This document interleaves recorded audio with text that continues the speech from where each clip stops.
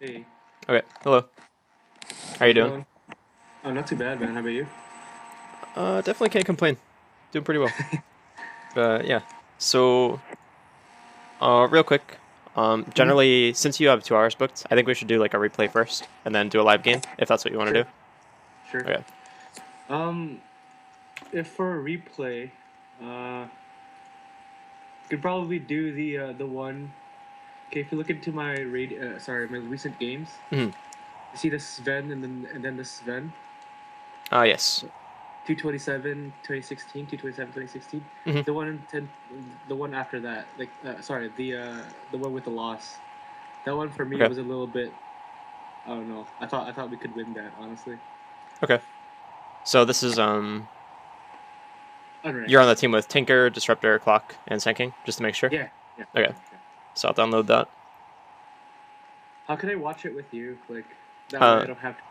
yeah. So I'm gonna share my screen on Skype, and Oh, okay. yeah. So that just makes things easy. A lot of people will do like the syncing up the times, but then like I can't go back and like go over something a bunch of times. Just makes Right, it right. difficult. Yeah, the Skype thing So helps quite a bit. okay, so you want me to just watch your screen then? Yep, one sec. Okay, cool, cool. Okay, so it should work. Should be able to see my screen on Skype. Great. Okay, good, Yeah. good, good. It's okay if it's your mic. I just want to know is somebody vacuuming or something in the background? If not, it's No, it's okay. just it's a laptop thing. So Oh, okay, okay. No, sorry, that's totally fine. It's okay. Okay, I'm only a casual gamer. no, it's okay. No, no worries, no worries. All right, so go to the start. Alright. Um, so you did want to do a live game after this, right? Uh, it doesn't matter to me. Whatever you want, cause like Okay. I can do a live game. But Um, I'm telling you, I've been on a losing streak. I don't know why what's going on. So yeah. like, maybe not losing streak per se, but you know, Right. it's been bad. Yeah, I understand for sure. I actually recommend that we don't do a live game for the first first few times that we meet. Okay, Generally people yeah. just like play very poorly when they're under pressure or like somebody is watching, especially when it's someone that like is gonna go through their gameplay with a fine tooth comb. They're like, all right, oh my god, I can't miss any CS. I need to make all the correct decisions. Like, they just freak out. So Mhm. I think we should just do replays for today, and Yeah, for maybe sure. like 1v1s or something like that. But That's fine. yeah, okay. I usually play support. I don't know if you Hmm. saw my Pentagon thing, but I play a lot of support. That's why Okay. I can. That's why I kind of want to learn how to carry. Cause like mid, I have a little bit of. I have an idea how mid works. Hmm. And offlane, not very good as offlane. It's pretty hard for me. I don't know. Okay. But carry, it seems like I want to be able to just farm and like dominate the entire game afterwards and stuff like that. Also Right. decision making, I want to be able to do that. Also itemization, I want to be able to like know how to itemize correctly. Starting game, like I don't know if my starting game itemization for SVEN right now is actually good. I don't know. Hmm. I don't know if it's good or not. Okay. Well, your But I starting items found. are good. Hmm? Your starting items are good, but sorry, go ahead. Yeah, I found that mango is actually better for Sven instead of a clarity because like Hmm. for those like immediate like turnarounds or something like that. Also the added uh, HP regen, Hmm. I think it's good. So I don't No, know. yeah, it's definitely Mango's great on Sven for sure. But real quick, like you covered a lot of things that you want to get better at, and I'm Right. gonna pack as much information as I can into like these sessions. That's just what I do. It helps with the recording as well. So even if Right. you are Wait. overloaded like during this time, Right. Wait. you Wait. can just go back Wait. and watch. Yeah, Right. sorry. What's up? Can I get a couple of a notepad or something that way I can like be on the same page as you? Yeah, of course, of One thing. course. Yeah. Yep.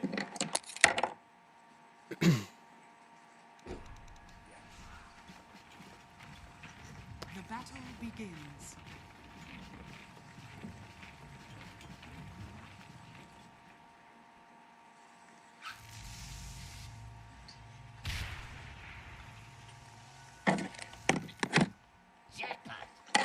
I'm back.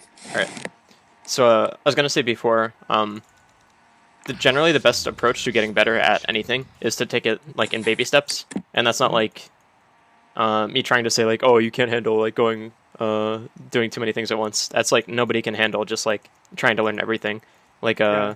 you need to learn things in steps for sure. Um, Hmm.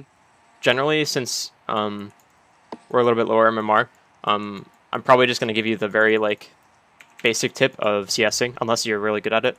I'm not. Okay, yeah. So that's a big thing for carry, right?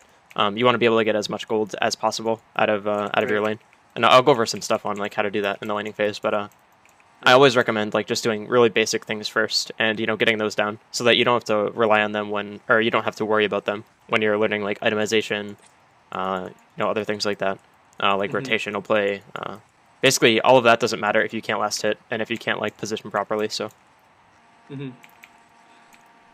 Okay, but yeah, should be able to help you. No worries. So itemization is fine at the start. Stout shield very important in most lanes. Mango is good, like you said. The burst mana regen is very nice, especially for a hero like SVEN who has no mana. Actually, I should talk about the level 1 stuff though, because this is pretty important. Okay, level 1 stuff. Right. Okay. So a general opener as a carry, and this is unranked, so you have a little bit less time to do this.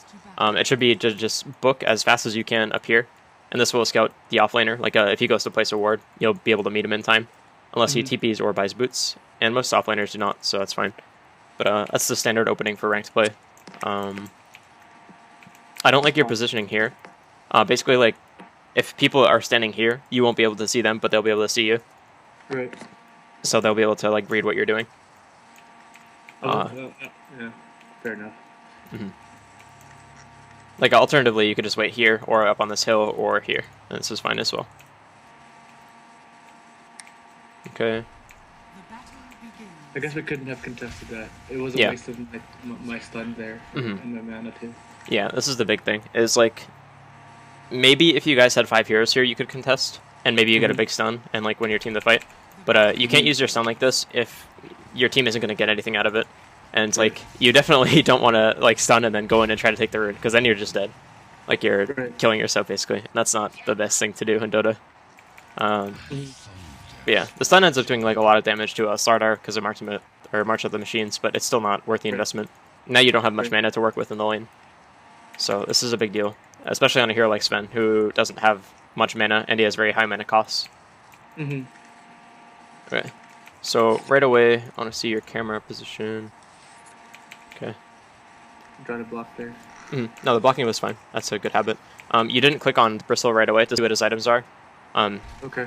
Click. I mean, for all you know, he could have no items. Or he could have, like, some ridiculous thing like a Quelling Blade and, like, 12 tangos or something ridiculous. But you just need this information. It's super important. It helps quite a bit. So just make it a habit of whenever you walk into the lane, just click on your opponent and see what they have. Okay, click on opponent always, right? Every time I walk into the lane. Yeah, every time. I keep forgetting that. Sometimes I do it when I'm like aware of like when I'm not doing anything, but I don't really actively do it. No, for sure. It's just something that you can like try to make a habit of, and then you don't have to worry about it. Okay, you buy stick, great. Good choice against Bristle and Bloodseeker, and when they're together, obviously it's great. Okay. Yeah, you're spending a lot of time just like running around, and that's not horrible, but okay. CS is updating a little late. That's strange, but yeah, you just want to make sure that you're not like you're setting yourself up to get CS rather than like whatever it is you're doing. Like a lot of people will just click idly in the lane, like they'll just walk around because that's what they think they're supposed to do or whatever. But it's okay to just chill and like focus on the CS and your positioning. Chill. Yep, that's pretty much like the entirety of what I teach people is like just chill. It's just a game. It's not as fast as you think it is. It's pretty slow actually. You just gotta break things down. What do you mean? Isn't okay? Like what do you mean? It's not as fast as you think it is? Well, like a team fight, for example. Like it is pretty fast, but a lot of people will just like freeze up and like they won't cast anything because they like don't want to mess up or whatever, or like they think they don't have the reaction time. But really, like it's not that bad. I mean, it is like team fighting is super hard, but like oftentimes people just like make it really hard for themselves by stopping like all brain function. Yeah, that's pretty much it. It is fast though. Like I'm not trying to say it's an easy game, but by any means. I see. Okay, so let's trade here. You're taking a lot of creep damage here, and it's not bad because you're also controlling the equilibrium. And I think this tells me that you understand that you need to keep the wave, like, you know, pretty close to your tower in most cases. I have no idea what I was doing there, honestly. I'm not even, to be honest. Okay. Okay. So, I just thought we could have killed this guy, Hunter, but didn't. yeah, that's a fundamental skill of like knowing how much damage your hero does, and that just comes from like playing a lot of games on the same hero. Eventually, you start to learn their limits. Yeah. But my biggest issue with this is all of this is an issue because like you are letting the creep wave build up a lot. Basically, whenever you're trying to keep the lane in place, you just want to make it so that the enemy team has one more creep than you. So if you have 4 creeps alive right now, like they're ranged in 3 melee, then you want to have the enemy team have 5. And then as soon as one of your creeps die, you can just kill one of the enemy creeps. And then that way, like, the lane will always push to you, but you won't be taking a lot of damage when your creeps die. I see. And in this case, like, both of your creeps are going to die very quickly. So you're going to be tanking, like, 6 creeps worth of damage, and that's a lot. Instead of, like, 2. Yeah, and that's, like, 6 creeps is, like, 1 spell being cast every second on you. It's like 75 damage per second. You know, it's more than that, really, but... Yeah.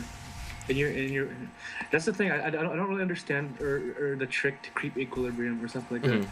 I always think that, you know, it's supposed to be near my tower, but other than that, I have no idea how much creeps should there be or something like that. But okay, now you're telling me like the general gist of it, like 5 enemy creeps for mine, or something like that. I should probably have a good idea how it works. Yeah, you can just go based off field too, or just like keep it very basic and keep it as numbers. See, like right now it's in a good spot because the enemy team has 5 creeps alive. One of them is arranged, and you have 4. And you can also go off HP values as well. Like your creeps are very low HP, and the enemy creeps are very healthy. So as long as the creeps keep attacking like normal, then the lane is going to push to you slightly. I see. So this is fine as well. You just have to take a few things into account. I definitely recommend like on your own, you go into a custom game and you just practice moving the wave back and forth. So like you start with the creep wave in the default spot, and then you try to pull it back a little bit by denying, then you try to push really hard, and then you try to stop it when it gets here, before it gets to the enemy tower. Then you can just keep doing this, and then over time you'll like get a better feel for how creep equilibrium works, and this will like really help your carry play. Right, even because like I like to do that, but I feel like it's somewhat unrealistic. But I guess if if I already have a feel for it without people against me, I'd have a better idea on how at least have an advantage over people, right. in that regard. Right, you'll still be able to apply those skills like when there are people against you, because you can just treat them as like an extra creep, or if they're pushing really hard, maybe like 2 extra creeps or something like that. I see. Okay. You can still apply it that way. So yeah, it is unrealistic to be able to just like go back and forth with the creep wave, but you need to be able to do this before you can do it against players as well. I see. And then it gets a little tricky when players start to like start pulling this camp, and maybe if you're off lane and they pull this camp and they mess up the equilibrium, like there's a bunch of stuff that happens and that's going on. But yeah, that's definitely an important skill. Okay, so let's jump back into this. Okay. So we just go on Bloodseeker. It's just not going to happen, really. You guys don't have enough damage to kill him. It's not horrible, but he does have a lot of sustain. So when you go for bad engagements like this, your mana doesn't regen, and his health does regen. So that's kind of an issue. You do have the mango, but it's not. You don't want to use that too early, if possible. Right. Also, when you're low like this, even when you just take like 100 damage, you want to start tangoing up. You never want to be in a position where like you have to back up and salve when you have tangos. You just always want to be regenning constantly and stay as close to full as possible. This will let you play aggressively when you need to, and you can always live when you need to, or you have a better chance of living anyway. I see. Can go up. Yep. Okay.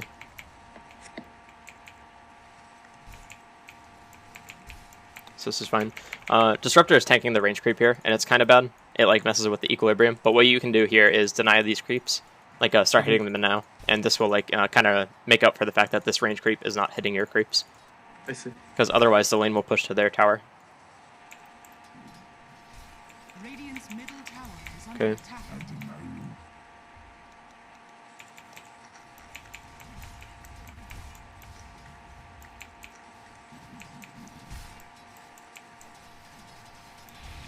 Okay. Yeah, you guys keep going for kills that are pretty hard to make happen. Okay. Yeah, we had so much like resources Mhm. allotted for that one kill, but didn't really happen. Yeah, there were Thought we could. you might have been able to actually if you started with Warcry and then just ran at him and started hitting him a little bit, and Disruptor started hitting him, and then stunned. Okay. Basically, like when you use stun like this to lead, like look how much time is wasted from you just running to the target. I see. So like now he's stunned in place, but like, and you did get one hit off, maybe 2 hits off before he gets unstunned. But basically all that time was sort of wasted in a sense. Like it was all gap closing time. Whereas if you used Warcry and started hitting him first, like just ran straight at him and started hitting him, then you could stun and get like the full use out of your stun duration, and that would have been a kill if you just led with Warcry. It would even be worth it to Mango in that case. But yeah. Okay. Gap close first. Yeah, in most cases anyway. Like sometimes you have to lead with stun just because like that's how it works. But for maximum DPS, you need to gap close first. And that's also why Blink Dagger is a good item on SVEN eventually, because you can blink and then stun, and then you're on top of a stun target rather than like stunning and then running up and hitting them. Okay, so this was good. You used Mango, end up stunning him. Really, it's kind of an error on his part. He could have just ran, but that's okay. You capitalized on it. Disruptor played well, so good stuff. Okay. You are in kind of a tricky scenario though, because you're pretty low on regen and you don't have much mana, but it's okay if you buy treads. Right. Okay, use your Tango buy boots. Good. I usually buy more or regen for to come to me. Fly to me. I don't know if I did it here or not. But... Okay, well you want to be careful with this because you always want to make sure you're not like denying your mid items. Like if this guy has his bottle and you send yourself out a salve instead, you're really like hurting him. So just like double check to make sure your mid hero doesn't need the courier first. Yeah. Mid gets priority and then you get priority after that. I see. Okay. Oh, yeah, I died there. So I'm not sure if you had vision on this guy. Okay, yeah. So you don't see Bounty Hunter, but you kind of just have to keep this in mind when you're playing against an Invis hero that he could be on top of you technically if he's not showing in any of these lanes. Yeah. He's gonna end up dying there. I should have read that better too. So because these two guys, Hunter and like Bloodseeker and Bristleback, were actually like positioning themselves so aggressively. Yeah, they just randomly start running at you guys, like where they haven't done that at all before. So you could have read this for sure. Yeah, I should have known better. It's okay though. No worries. Also, you're pretty low in this case, and like you don't have Tango, so it doesn't apply. But you might have wanted to salve up. Basically, like if you salve now, you'll take pretty much full advantage of it. You'll miss out on like a very small amount of HP, but you'll regen to full. And you wouldn't have died in this case if you had done that. So it just goes to show you that staying full HP is very important. Okay, so Bristleback is gonna die. Oh no, he doesn't die. He switches aggro. Nice. Okay, no, he does die. Okay, what's going on here? Oh, he died? Yeah, he actually did die. I didn't see any more tower hits, so that was weird. Either way. So it actually worked out for you guys, but you did die, and that kind of sucks. It was a death you could have prevented from staying full HP. But it's okay. SVEN is a really good farming hero. Really good at coming back into games. He just needs a little bit of time. Okay. Okay, last sitting. Go for HOD first. This is probably okay. Yeah, the armor is really nice. As long as you get the Helm of Iron Will first, this is a good buy. Well, why though? Because like you get lifesteal out of the thing. Right. I don't know if... Well, you get HP regen out of Iron Wall. So basically, like, if you're hitting the creeps constantly, then you're getting lifesteal back, which is good, and you'll get more regen this way. But if you're hitting the creeps, then you're pushing the wave, and you're making it hard for yourself to farm, right? Whereas Iron Will, you can control the creep wave, and you get a little bit extra armor, and you're constantly regenning, rather than reliance on regenning on hitting things. So Iron Will is, in 99.9% of cases, better than Morbid Mask when you're going HOD. And that applies to most heroes. It doesn't really apply to Ursa, because Ursa is so good at jungling, but yeah. Right. Okay. Let's move it on. That's okay. Oh. Okay. Alright, there we go. No, it's okay. I'm not gonna like grill you for every CS you miss. I mean, it's not helpful. Alright. The best thing I can recommend is just practicing. Okay, this is a good play. Yeah. Okay, should get glimpsed. There we go. Yep, that's fine. I'll look at it once more to see if you could have done anything better. Okay. Well, this is like slightly an issue. You could have just Warcry to lead again, and Okay. Always. Yeah. oh, pretty much always. Like this will allow you to just run up and hit him and stun, and you know you'll save yourself some DPS, Right. and that's good. Also, it allows your teammates to set up their spells a little bit easier. Right. But yeah. Okay, not a big deal though. Would he have died with the disruptor Q? Probably. I think so. Maybe. Let's look. Okay, let's see your dies. It's only level 1 Q, so Okay, so it's not maybe. maybe 2, 3. No, he doesn't die there. I see. Yeah. Yeah. Okay, he lives What- with 20 what- HP. Yeah, so the glimpse was good. But maybe he doesn't have the glimpse if you had Warcry rather than I see. leading with stun, because that's a small DPS less. So maybe you could have Like saved your support some one- mana in that case. I see. It's like 1 or 2 attacks Right. more I could have done. I see. Yeah, and that's not like a huge deal, but it does matter. Like, maybe it matters in like 2 minutes when Disruptor is like, you know, fighting and he doesn't have enough to cast his ult or something like that. Like, you never know. There's so many things that could happen. Okay. So you send yourself out some Tangos. This is okay. I think it's a little unnecessary just because you have an Iron Will now, but yeah, Right. it's okay. Not bad. In this case, you should have gone to the small camp. The hard camp is already dead, so you should just go farm the small camp in this case. Basically, if you're not going to push the tower, which is probably the better option, actually, now that I'm looking at it, you just Warcry and hit the tower and do some damage to it. You should just go do this camp right away, and this will like keep your golds flowing, so to speak, and you'll get some XP as well. And your hero is like super good at killing camps because you have cleave. So yeah. Once you hit like level 4 to 5, you can start doing that and just doing the rotation. So actually, since you have high levels in cleave, the best play for you to do is probably just push as hard as you can, and then go to a hard camp and the small camp, and then push again, and then just keep doing that, and you'll really like you'll farm so quickly doing this. You have to be a little careful because you can get low and you might get ganked, but yeah. Okay, so what's going on here?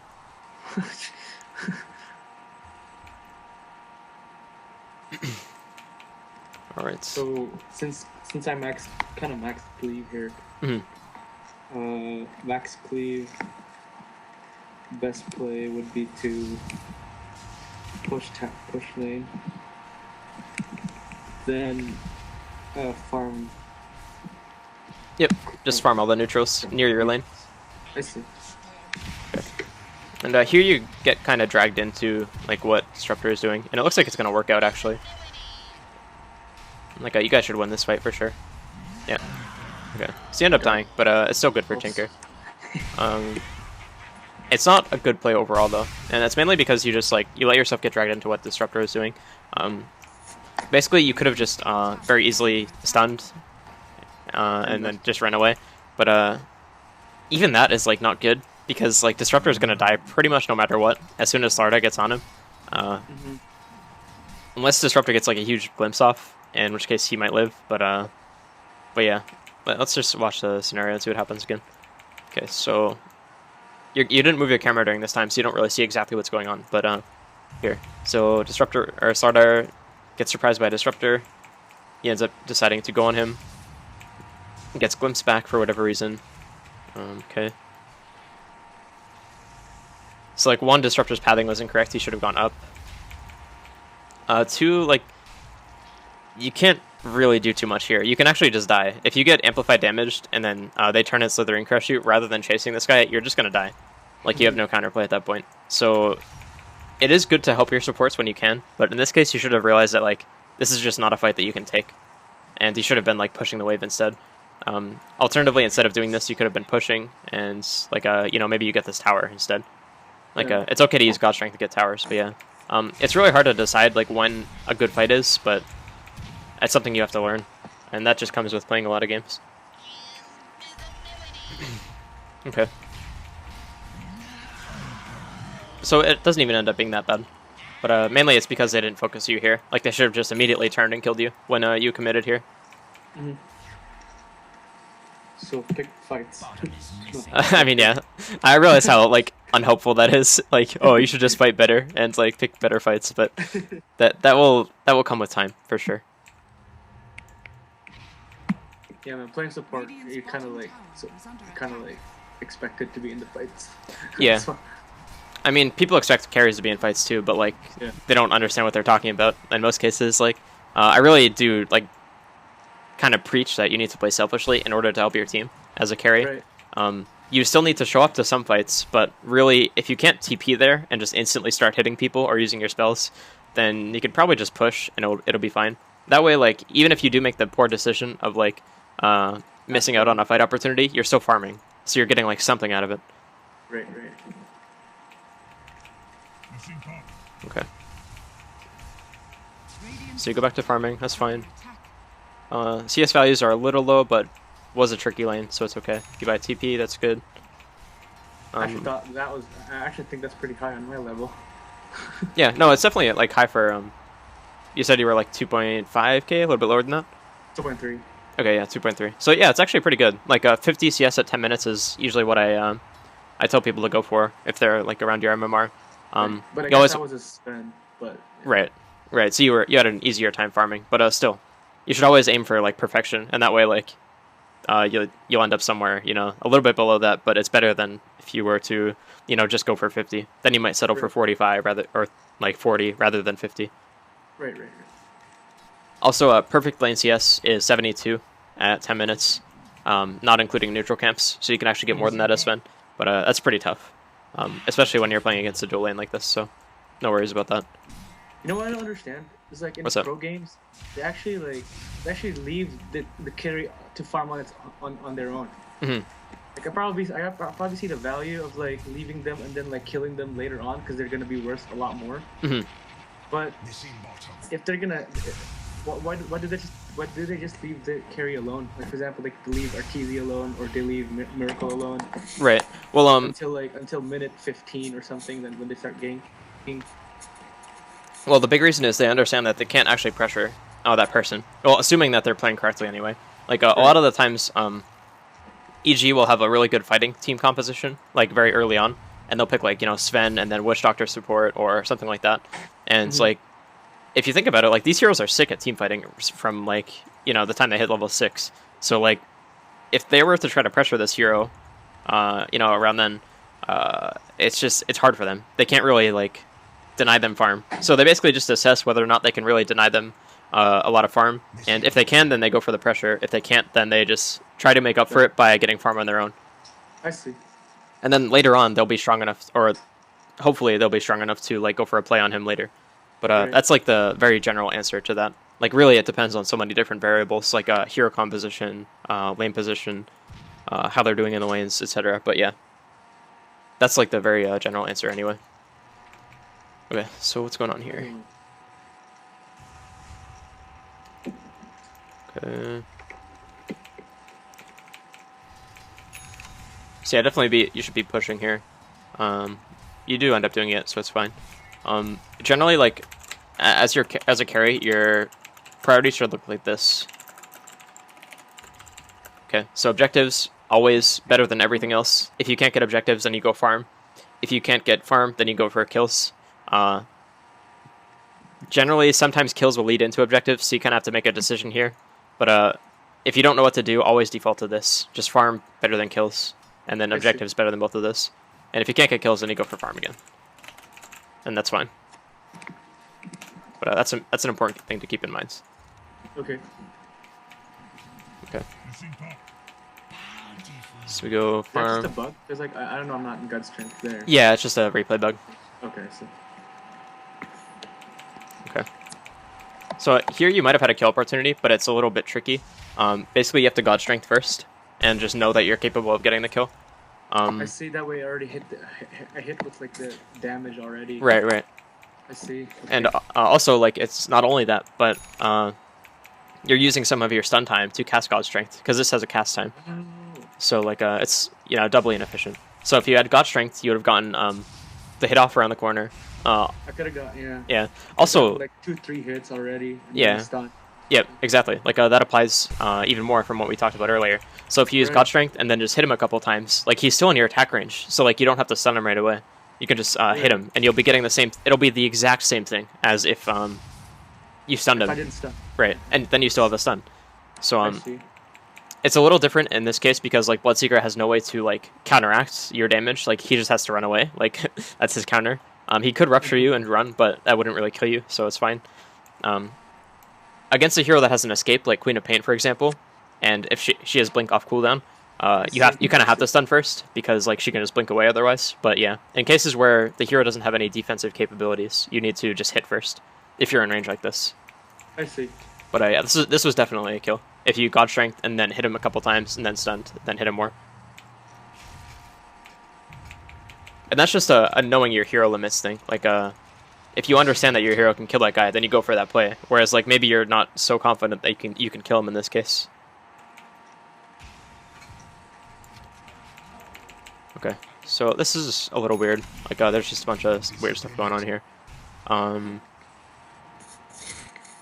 Just trying to figure it out. You do get chased. You see Bloodseeker there. Tinker TP's top as well. Okay, so this TP was kind of goofy. Basically, like, if you look at your positioning here, and you just saw like an enemy bounty hunter go into the jungle here, they only have a few ways to go, right? Like they can go up, which is basically means they die, or they try to TP out or something. They can go right, which means they're running into the tower, or they can go down, and this is like their best route. And you just saw them go up, like you saw Bloodseeker go up in this case. So where can he go from here? He can, you know, maybe stick and then TP, or he can run left and try to juke you guys and run into the tower, or he can go right, or he can go down and run straight into you guys. So by you TPing here, you give him an escape route, like you let him run down. Tinker could meet him here, but it's, you know, you're relying on Tinker to make a play. Also, you're isolating Tinker in a place where like you just saw enemy heroes. So the correct play here was just, you know, run down, try to see people, you know, and then determine where they're going, then determine the best path. I'd say like going down and then through the trees would have been fine, since you just saw Bloodseeker. But yeah, you definitely want to be careful of your positioning like this, because you guys had a pincer on them. Like you had a hero here and two heroes here, so you could have like you know, converged at the same time. And that would have been quite good. I think I remember the reason why I TP'd there, because like I saw Bloodseeker running after a very low disruptor. Yeah. And I couldn't catch up to him. So like I just TP'd there, maybe hoping to catch him. But I guess you're right. Yeah, that's fine. Well, even if that's true, like you should wait until Bloodseeker commits to the actual dive, rather than just going right away. Because like you're making the choice easy for this guy. Like if he was under the tower and you TP, then maybe you can stun him under tower, and that's great. But when he's not even under the tower yet, the easy decision is just like, okay, I need to run. Holy shit, somebody TPing. He doesn't even have to realize that it's you. He'll just run like no matter what, pretty much. I see. So you had the right idea. It's just you needed to wait a little bit if he was going to do that. Okay. So either way, you go to farm. This is fine. Still dies. Disruptor still dies. Yeah. Oh, he might have TP'd out. Yeah, he TP'd. Okay. Okay, eat the tree. Good. Okay, when he does this, you should assume bounty is on you. Okay, he's not actually. So they might have. No, they don't have a ward either. That's pretty weird. He just randomly chases you. Okay. Okay. I think he's scouting. That's what he was doing. Yeah, he might have just been checking things out. Great. Okay, that's fine. No worries there. Ideally, you don't farm neutrals in this case, though. Like, you're still fairly safe in lane, especially now that Sarda dies. You just want to be pushing this wave out as much as possible, and like this will do some damage to tower. It'll give you the option to take the tower as well. It's a little unsafe because, you know, there are heroes in the enemy lane, or in top lane in most cases, but you can ask for a ward, like, or you can buy one yourself and just place it down here. And this will let you know if people TP, if you're being ganked or whatever, unless they smoke, of course. But yeah, definitely, like, if you can, prioritize lane farm over a jungle farm. Like, not only is it more gold and XP, it also like puts pressure on the enemy team, like by hitting their towers. Okay, that being said, it's totally fine to do stacks like this too. I like it's a good way to get farm, especially when you're feeling unsafe.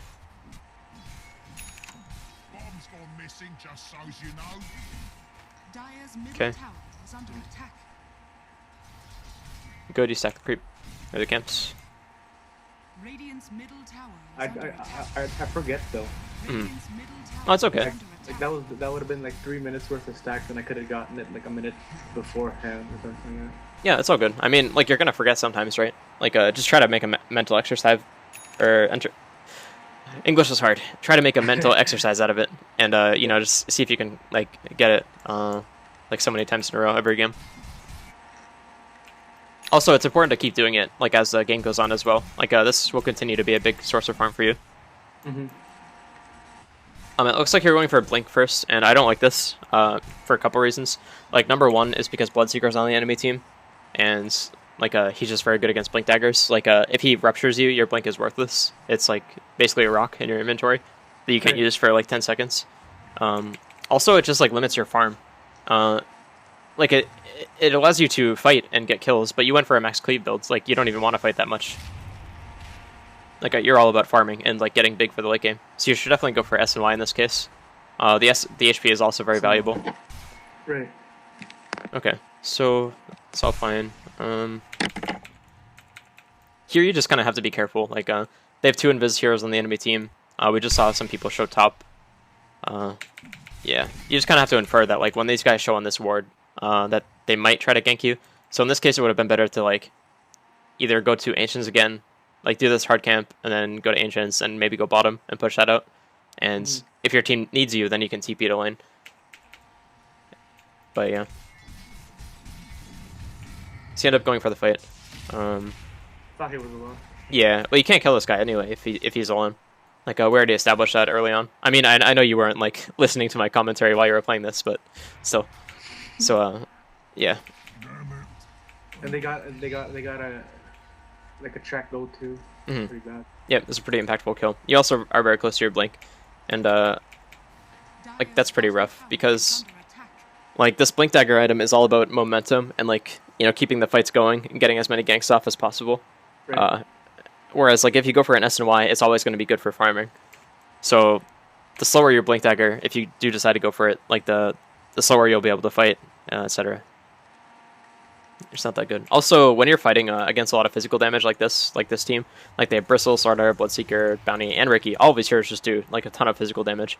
You want to max Warcry over Stormhammer. Just the extra armor is so valuable, and the cooldown reduction is extremely valuable as well. Right. It just will have a very high uptime. Like a 20 armor on a 14-second cooldown, 8-second duration is amazing. It's so good. Okay, so your team... told me, like, should max stun or something like that. Like, No, fuck that. No, I mean, like, don't actually say that. Like, don't say fuck you or whatever, but don't listen to them in most cases. Like, do your thing, and then reflect on it afterwards and be like, okay, was that correct? You know, did that really affect the outcome of the game? If it didn't, or if it was a good thing, then just go for it. Definitely max cleave and Warcry in this game. This is completely fine. Okay, so you definitely want to push in this case. Like 3 heroes on the enemy team are dead, so you want to get this tower down. Bloodseeker might respawn and TP mid. Okay, so Ricky ends up doing that, so you're pretty safe here. Okay,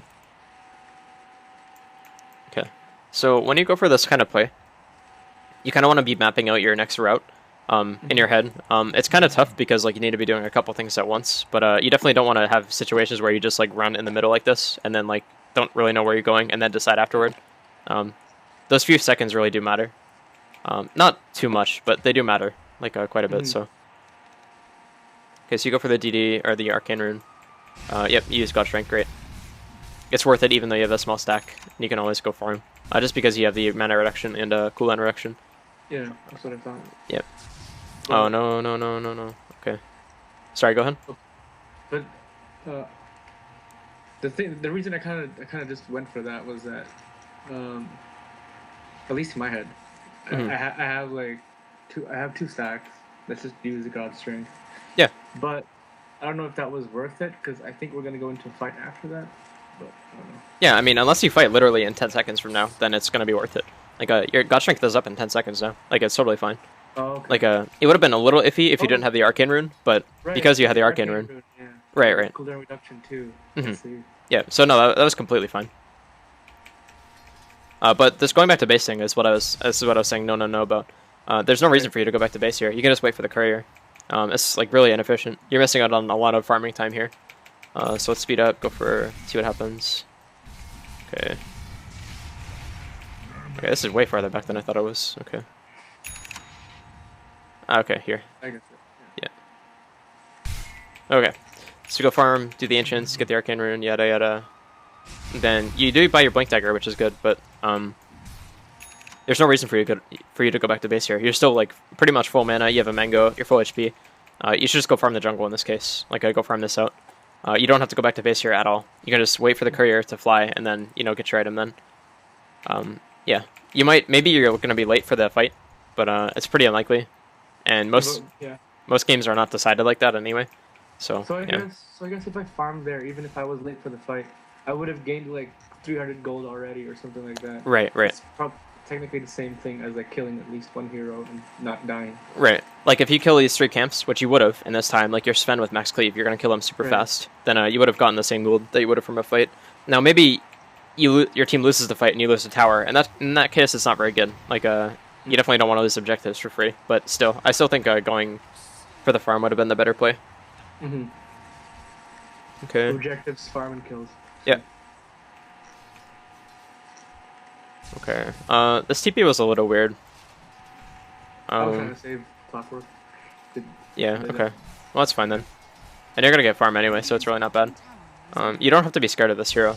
That's Bristle here, even with Ricky here. Yeah, I would have just kept farming in his face, honestly, and hitting the creeps. Like, as soon as you get smoke bombed, you have to kind of run away, but yeah. Yeah, but I guess so. You have lifesteal, so like, even if you take a lot of damage, you're still going to be fine. So long as they don't track you, and like, keep chasing you or whatever. I mean, I guess like, if Slardar is off the map and he has a Blink Dagger, or if Bloodseeker is off the map, then you have to be a little careful. But you're pretty much fine in this case, but that's okay. So you end up going back to farming, that's good. In this case, like, bottom lane is free, and you have a TP up, so you should probably like start heading towards bottom. Like, you can do this hard camp, and then do the next one by the secret shop, and then go bottom and push that out. This will just create a lot of pressure in a place, or in a part of the map that like is not being used right now, and you'll be farming at the same time, so it's really good. And this will like prevent the enemy team from like going for weird plays like this. And if they do go for like crazy fights like this, you can always just TP and help your team anyway. Okay, there's goofy stuff going on here. No idea if I help them here or not. Probably not. There we go. Yeah. Help them. Yep. Low on stacks instead. No, it's fine. That's good that you didn't help. They didn't need you, so it would have actually been a bad play. Like not just like an okay play or whatever. It would have been bad if you showed up here because you would have missed out on all this farm. But you do end up going top and pushing. This is totally fine. This is what your hero is good at. You should always play to your strengths. Yeah, so as long as you go for this tower, it's good. Okay. See, this is a bad play for me. I bought a freaking armlet of Mordigian for no reason. I think. Yeah, it's not that bad, but I mean, S and Y is just better. Also, if you're gonna go armlet, you might as well just get it first over Blink, unless like you really understand the power spikes. Right. Basically, armlet just lets you farm, and you'll get your Blink faster. Whereas, like, if you go Blink, you'll get your armlet a little bit slower. I see. I don't think armlet. I mean, armlet's not bad, but I much prefer S and Y. I like the stats more. The movement speed is extremely helpful in SVEN. But yeah, this whole rotation is like kind of iffy. You guys could have gotten the tower, but you just need to like commit God Strength to do it, and just get it. Even though it's like 300 HP, you should just go for it. You had plenty of time to do it when the enemy was dead. So, okay. So clock ends up going in. Not a bad play. Okay. Okay. Let's talk about this. Okay, so this was just you not knowing your full blink range. That's pretty much it. I think you could have blinked on top of him and stunned him from about here. If you're standing here and then Slardar is standing here, you could have blink stunned him there. But that's not a big deal. I don't think you guys get that kill anyway. Not without glimpse anyway. Okay. So you do end up getting the tower, that's good. You can make God Strength. Totally fine. Go to farm as well. Here you could go for their ancients since you still have God Strength, but okay, you choose to go top. That's fine as well. Okay. I ended up dying, I think. Yeah. No, I didn't. Okay. Oh, you Oh. canceled. I canceled it? Yeah, it looks like it. I don't see anything that could cancel. No idea. Like he used a Slithering Crush earlier. Oh yeah, you just canceled. Okay, that's rough. Oh, jeez. Wow. Okay. Well, you made a great play, like getting out of the silence and then TPing. Like I thought that was going to be really good, but you just end up canceling it. So that kind of sucks. I'm trying to figure out like what you did, but it might have just been you tried to move. Maybe that's it. Okay. So can you go into your options really quick? Like, do you have Dota open? Yeah. Okay. So go to options, and do you have teleport require stop enabled? Yeah, I just went to have it. Okay. Yeah, you should. I think you should enable this if you don't. Basically, the only way you can cancel your TP here is by pressing stop, and very rarely will you want to like cancel it any other way. Yeah, this is just a good thing. There are very few downsides compared to all the upsides. Okay, so we end up dying, but it's okay. This was a really good play by you though. Like before you cancel the TP, it was a really nice TP. You recognize that like the only way for them to stun you at that point is to bash, and that's like super unlucky if you get bashed. So, whatever. Yeah. So that was a really good play, for sure. Okay. So we end up farming a little bit after this. Stack Ancient's good. Okay. Go do God Strength again. In this case, I think you should have cleared the top camp first. Okay. Okay, so yeah, here in this case, you should have cleared this camp first. And, you know, it's 2 minutes 40 seconds right now. You can clear this camp and then go for another stack on this Ancient camp. And then by the time you stack the Ancients, this camp will respawn. And that's like you're getting a lot more farm out of this. Whereas in this case, you're going to do the Ancient stack. It's going to be the exact same amount of Ancients as it would be before. And you won't get this hard camp. So this is like a small inefficiency kind of thing. Sure recognize that. No, it's not a should have kind of thing, but it's, you know, could have. I mean, now you know that you can do this kind of thing, so. Like, you don't have to beat yourself up for like not being RTZ. Like, there's only one RTZ, so no worries. We can try to, you know, be as good as him and learn from him, but we don't have to be him. Hard, man. Hard learning from him, man. Dude, you know, it's like, what is he doing? What is he doing? Yeah. It's definitely like, unless you're, you know, like 5 or 6K, it's really hard to understand what he's doing, and you know why. It's one thing to copy him, but like, it's another to completely understand. Okay, so end up going bottom, get a kill. That's totally good. Completely fine. Also get a tower. That's great. Whenever you get kills like this in the mid game, you want to make sure you're trying to get towers, if it's possible. Don't force it though. Right. Where did I end up going here? Forgot. Looks like you're going BKB, which is actually not that good this game. Silence? And like the Slardar. Yeah, the Slardar stun. I mean, it's like not bad, and you probably do have to get one eventually. Maybe not so early. That's maybe is what you're saying. Yeah, I think in this case you should have gotten an S and Y after your armlet. My biggest issue with like going this or this BKB item is like they have that shit ton of physical damage, and this is part of what makes Slardar such a good hero. Is he necessitates a BKB from the enemy carry if they're squishy, but he also does a ton of physical damage, and he makes his team do a lot more physical damage with amplified damage. Right. So this Bristleback is going to do a ton of damage to you. Bloodseeker going to do a ton of damage. Ricky, ton of damage, and you still kind of have to get a BKB. Right. But I think you need some HP as well. I don't know. Items first. Yeah, I think if you went S and Y instead of armlet and then went BKB afterwards, that would have been totally fine. Okay.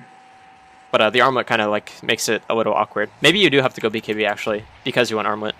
But in this case, you can get kited very easily. So you're kind of relying on like big God Strength hits, which is not bad, but a little bit unsafe. Get hits, so you're not gonna get damage. Right. I mean, Yeah, exactly. Any damage, right? That's 100% true. This was a bit iffy. Okay, so right here you decide to initiate, which is fine. You should have gone right here, first of all, if you wanted to initiate. Then you would have gone a double stun, and Sanking would have been in range to follow up. But here you, you wait until all the creeps are gone. Bristle walks up. Yeah. Well, also that, and like Bristle is just far away. Like he's not in a position where your team can help. You do have a blink on Sand King, and you have Clockwork to hook, but you don't want to just be diving under tower like this randomly. You don't want to put your team in a position where they have to dive against like a Bloodseeker Slardart combo. It's really scary. Whereas like you had an opportunity here where you could have gone like very quickly and just killed those guys.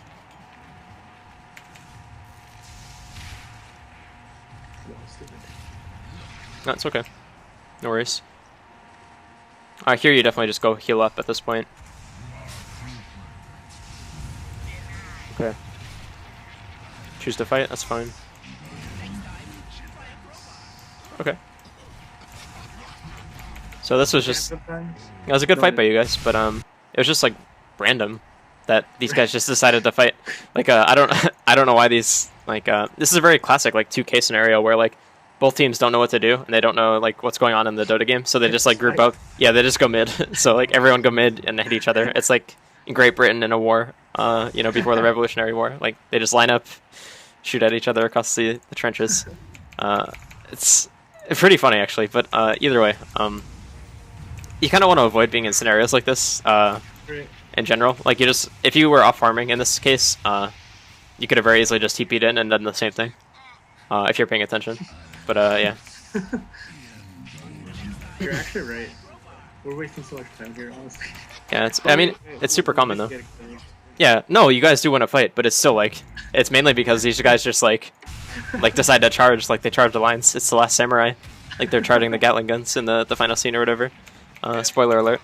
But I've seen that. okay. But yeah, so yeah, it's just like it's a little weird, and this is like a really common 2K scenario. Like it's very easy to like realize or not realize that like okay, so we won the fight, that's good, but why did that happen in the first place? Like, was it because we are really good, or these guys just like randomly decide to fight into us? Yeah. Fair enough. So that's a big thing. Definitely, like, as a carry, if you're able to farm solo, like SVEN is, then you just want to be farming most of the time, and making sure you keep your mana up, and then, you know, TP to fights. And that's, like, a very selfish way to play, but it's the best way to play in most cases. Later on, there will be scenarios, like, you know, when you're 5-6k or more, if you keep playing, you'll have to, like, lead the charge, in a sense, and you'll have to, like, initiate for your team, but don't worry about that for now. Like, it's way above, like, anything that you have to worry about. They keep like earning me here, but I just keep on like shrugging it off. Yeah, with Armlet, it's kind of funny, but yeah, I mean, at least they're trying to help. Yeah. Oh crap! Am I dying here? No, you're fine. Yeah. Fight. Armlet, good item. Okay, that's good. I think I died here, honestly, from like a tower hit. Oh no! All right. Okay. So this is another problem with Armlet. It's like it takes, you know, a bit of skill. It's still pretty funny. Okay. Okay. Stupid. Yeah, that's fine. I mean, you could have just switched aggro and you would have prevented that, but you were fine if you just toggled properly. But this is another like thing that Armlet is not super good for. This is another thing that you have to focus on that's not a fundamental skill, and like it doesn't really matter. Like.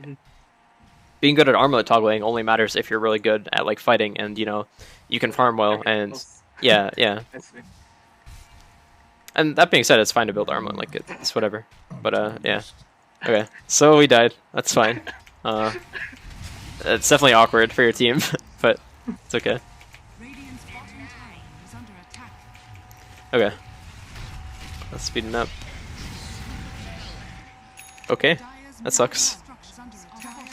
But it's all good. Still SVEN, still farming pretty well. Yeah. I'm surprised the enemy team didn't just go rush there, but that's okay. I'm actually quite surprised they haven't noticed I've been stacking jungle. Yeah. Okay. So again, you just you keep grouping in this case. Now it's not bad to group, but if you have a TP on you, you should just like really focus on farming.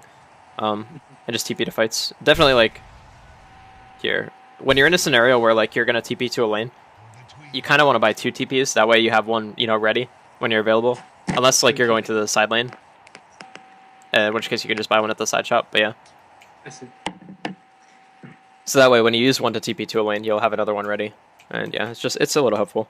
Dire's bottom tower. Okay. Dire's structures are fortified. I didn't even finish the camp there, I think. Yeah, you were just really focused on like fighting, which is not bad, but that's not gonna win you as many games as farming is. Mhm. Okay. So moving on. All good stuff. Probably should have farmed their jungle. Yeah, it's. Probably. I was gonna say something about that. Like, it's true. It's just a little unsafe right now because, like, if you look at what's going on the map, No. you have no idea. It's like you have no idea what's going on. I think this Bloodseeker is even like a glitch.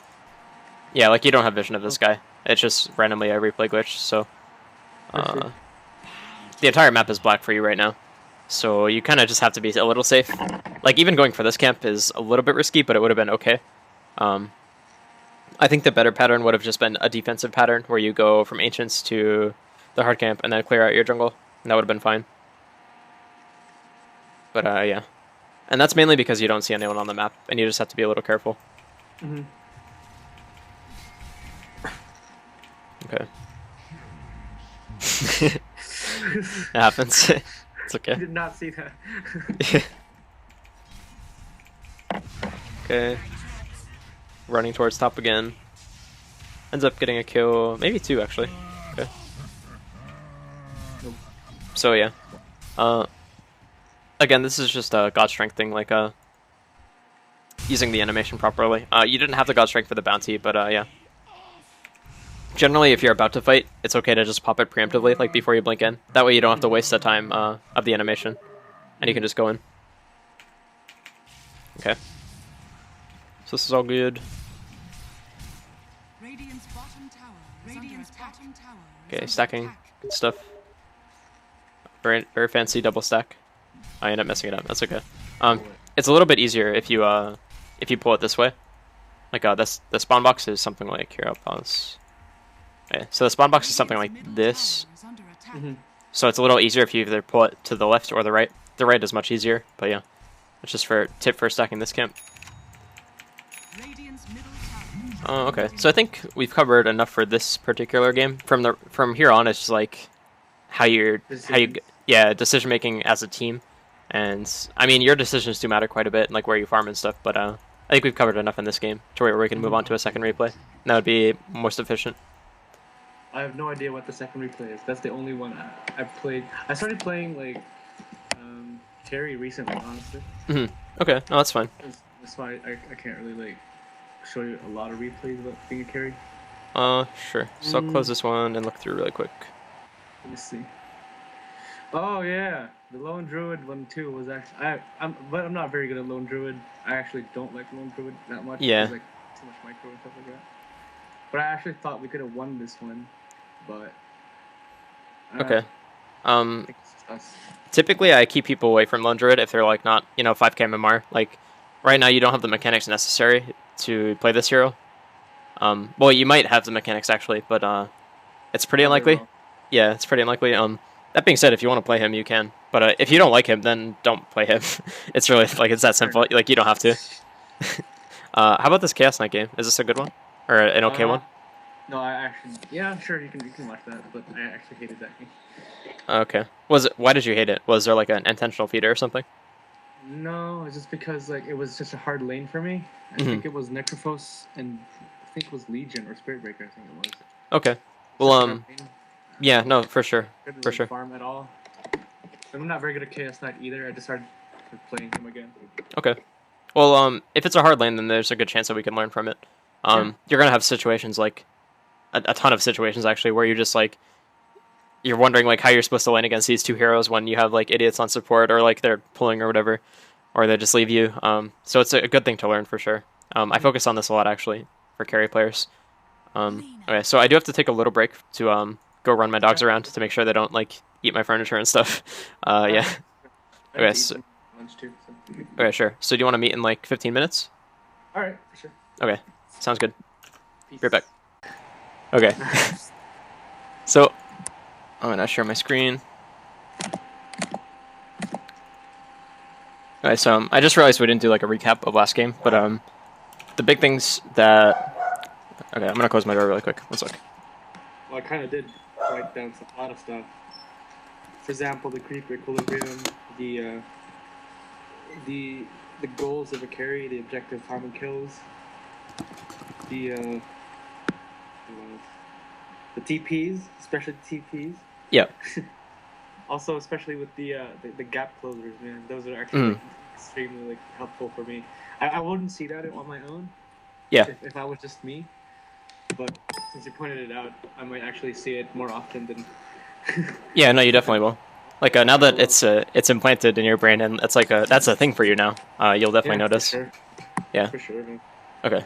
So yeah, just the big things are like you need to play a little bit more selfishly and just farm and TP into fights. Selfish. That will help you quite a bit. Okay, so is the screen share working? Yep. Okay. Let's go then. So it's a Chaos Knight game against Spiritbreaker and Legion Commander, I guess. We'll see though.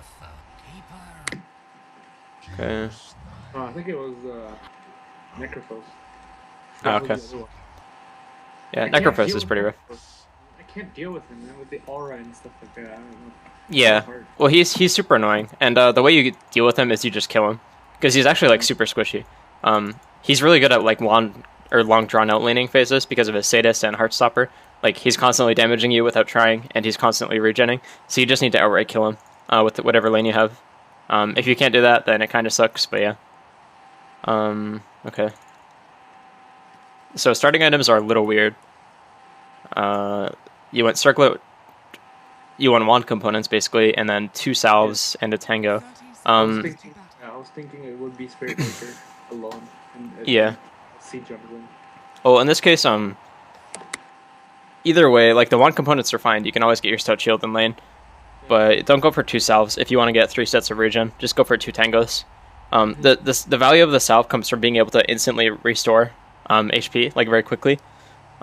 And tangos come from like long drawn out use. Like tangos restore more HP, and like over time, like a stack of 4 tangos is more than a salve. So if you have a lot of regen, then the chances are you're not going to take like 400 damage at a time. I see. And you're just going to take like a little bit of chip damage here and there. So it's better to have more tangos if you go for this. And it's uninterrupted too. So Right. Yep. Also, you did this thing at the rune again where you try to go for the stun, and it's fine, but you basically need to make sure that you get it. That's just... No, I didn't want to stun him. I wanted to stun... Oh, okay, you stun Witch Doctor. Okay. That way he can't stun us both and we get killed. Yeah, that's not a bad thought. But like, the only way you get killed is if you both go for the rune, right? Like, if you were to cask right here, like, it's only going to hit you once. So, like, number 1, it's a bad play to just go for this, just because they do have a stun. But number 2, if you do want to go for it, you just kind of need to risk them not stunning you and stun this guy, so you can get the cast, or you can get the bounty rune guaranteed. And you do end up getting the rune anyway, but yeah, so.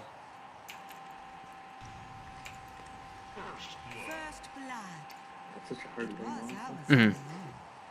No, for sure. And you guys don't really have the best kill lane either.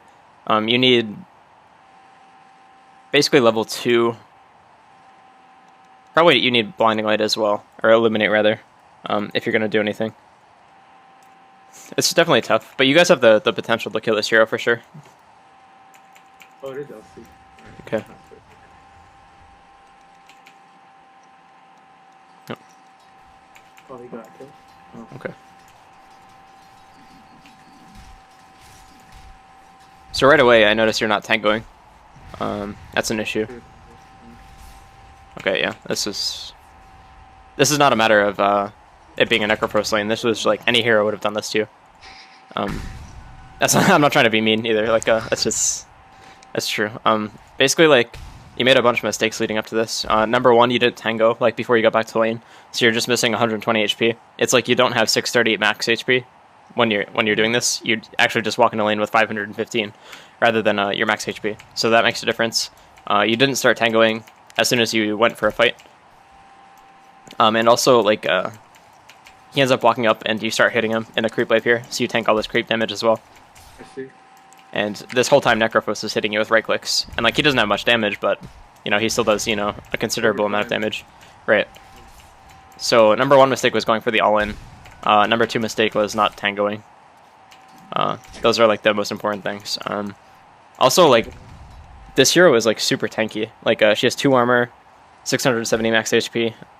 She's just hard to kill. Whereas if you compare it to Necro, he has 540 HP and 3 armor, so he's pretty hard to kill too, but like not nearly as hard as Elsie. So it's kind of like a poor target selection if you guys want to go for an all-in. Okay, yeah. So right here the lane is lost. This is a momentum-based hero. Like he's gonna scale with levels now. It's just hard for you to lane. So this is like disastrous, pretty much. In this case. And this is going to happen sometimes, like you're just going to lose lane, whether it's a mistake you make or the supports make or whatever. You just need to get experience and not, like, tilt. You need to realize that, like, even though you're not farming, you're going to be able to come back in the mid-game, or, like, you'll have an opportunity to. Like, just because, like, people mess up, and you'll be able to catch them out or whatever. This applies to, like, almost any hero. Like, any farming hero. Like, EG's biggest strategy right now is they kind of sacrifice RTZ a little bit. They like compared to other teams anyway, they let him like they let him have a rough time in lane sometimes, like if he's playing Clinks or something, and they'll be getting like a lot of jungle farm or whatever. But either way, this is important. But even though RTZ like has a hard time in lane against like dual lanes or whatever, he's still able to come back and farm because he like stays calm, he gets XP and he gets CS where he can, and like he fights well later on. And that's like a big thing that a lot of people don't realize, is that like the game is not over if you're not farming.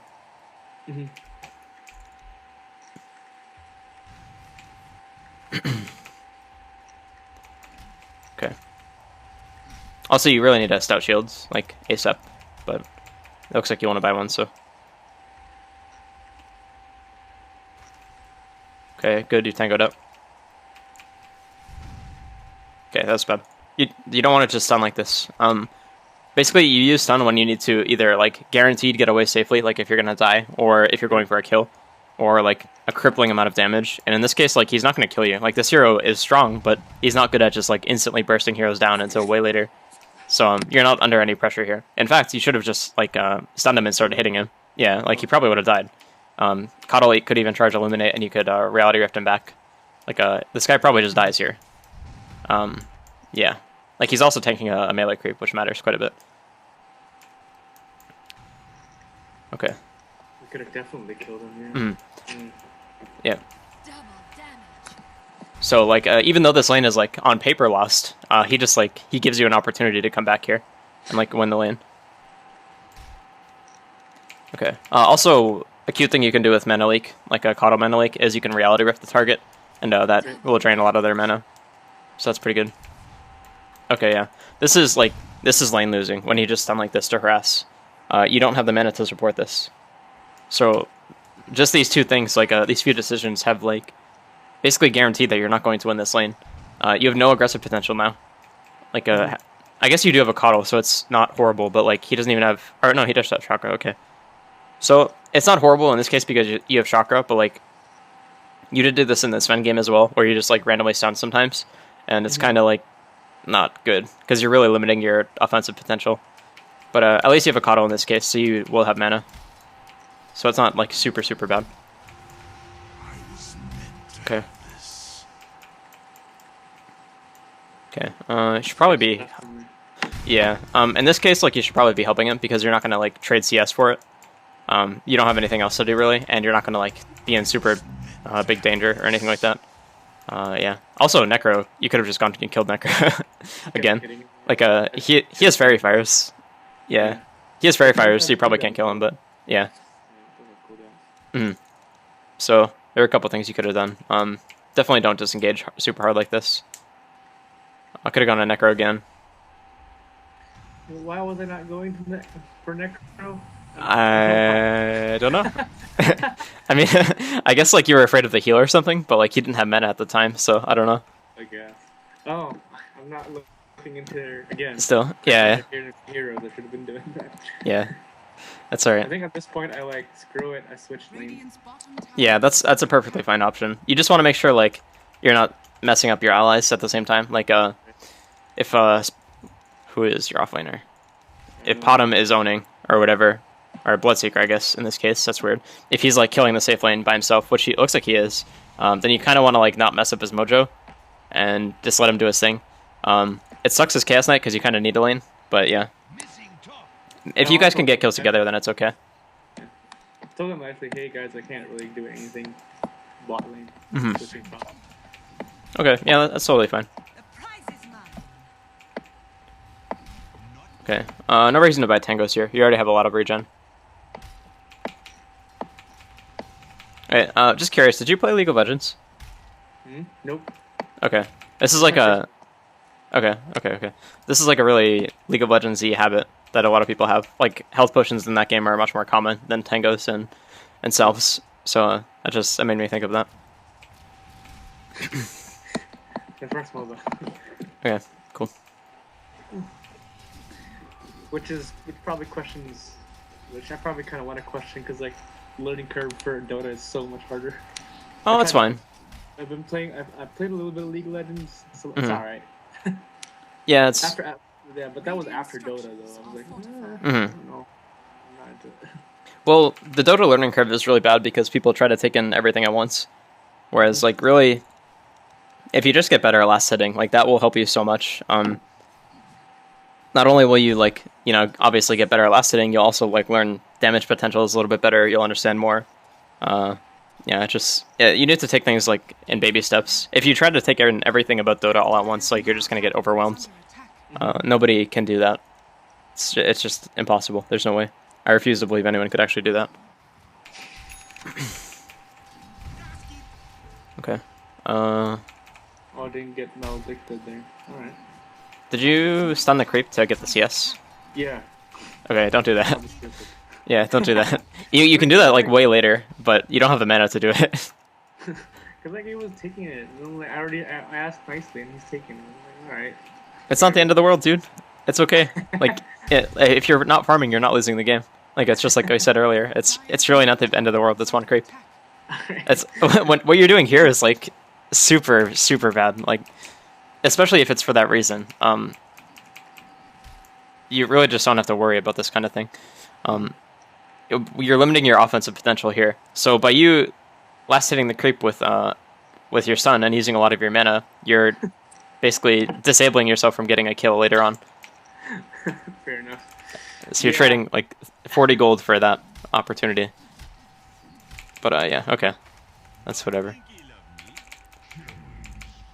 Probably at this time I was already getting tilted because I can't farm well. Yeah. Okay, see? Did we get a kill? Yeah, you just get a kill opportunity because this guy sucks, and like, you know, everyone sucks in Dota. Even 6K players suck, and they do this. They just randomly, you know, kill themselves for no reason. So this guy just walks up, starts hitting you. Okay, yep. Chases you. Okay, yep, and he dies. Instantly dead. And like, you had mana in this case, so it's fine. But this is just a good example.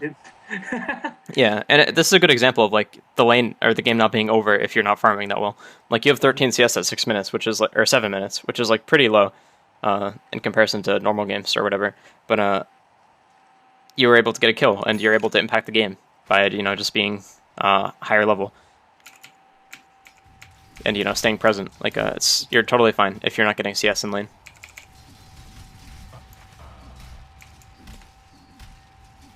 Okay. This is all fine. Dire's middle tower is under attack. Radiant's bottom tower is under attack. Radiant's Probably the reason I kind of Okay. buy a lot of tangos was that I just tank a lot of creep damage too.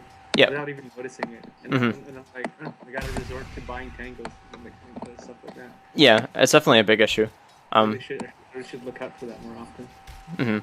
And part of that will like get better when you like practice the equilibrium thing, like the going back and forth. You'll just kind of, you know, get a better feel for when the creeps are going to switch to you, and that will help. Because like right here, you're just tanking some hits for no reason. So yeah. Also, when you do this, it also causes the lane to push a little bit. Yeah, Like, because they're not attacking my creeps, they're attacking me.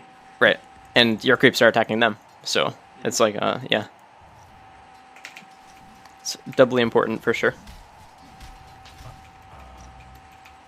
Okay.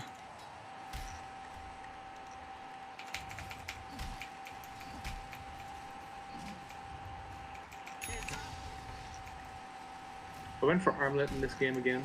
Mhm. Dire's Good middle one. tower. Oh, armlet on CK isn't bad. It's a little hard to use, but it's a good item for sure. Okay. No, I died there. Bottom tower Yeah. is under attack. Looks like you got bashed, which sucks, but Oh. I think your decision to go on Witch Doctor was fine. I didn't know there was a. When I was actually decided to go on him, I didn't realize that there was a spirit breaker like right around the corner. Oh, okay. Okay. Yeah, I don't have too much to say about this then. Radiant's bottom I'll watch it once more to see like if I can see anything, but really it seems pretty fine. Yeah, I just saw him when I reality rifted there. I just saw him. Yeah. and, like, Radiant's bottom tower is under attack. Yeah, that's really not bad. I think the only thing you could have done a little better is maybe like run down after you cast your spells and get bashed and everything. You probably still die. Like Spirit Breaker probably chases you, but you might live. Bottom tower is under attack. I guess like if you don't get bashed here, you have a better chance of living anyway. Right.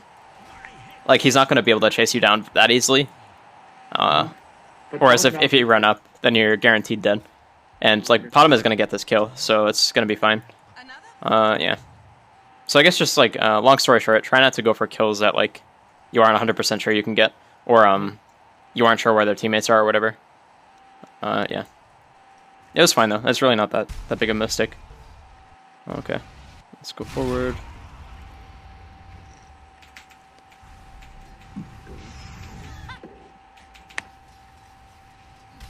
Okay, so you go mid. This is a good choice. Under attack. Yeah, I see no one mid. Mhm. So, Yep, it's good.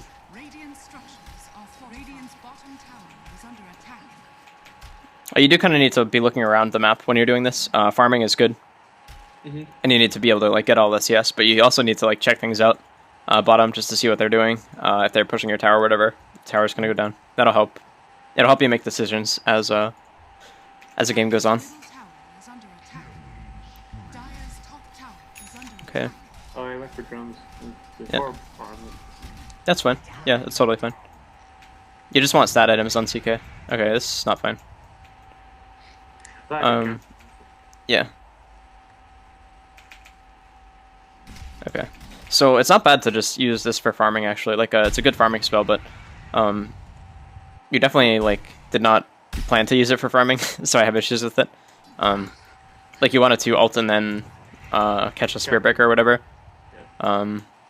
Yeah, I think it was just a bit too early. Maybe if you saw him run down the hill and you were in range of a reality rift, then you can do it, but Mhm. it's a bit early, I think. I actually thought I could intercept him in our high ground, and not in the river. Okay, okay. But yeah, I think it was just a misplay for me. That's okay.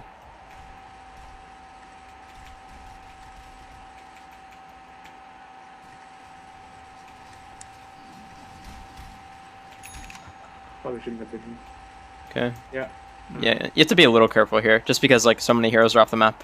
At least Necro and OD are showing, so it's not horrible, but Mhm.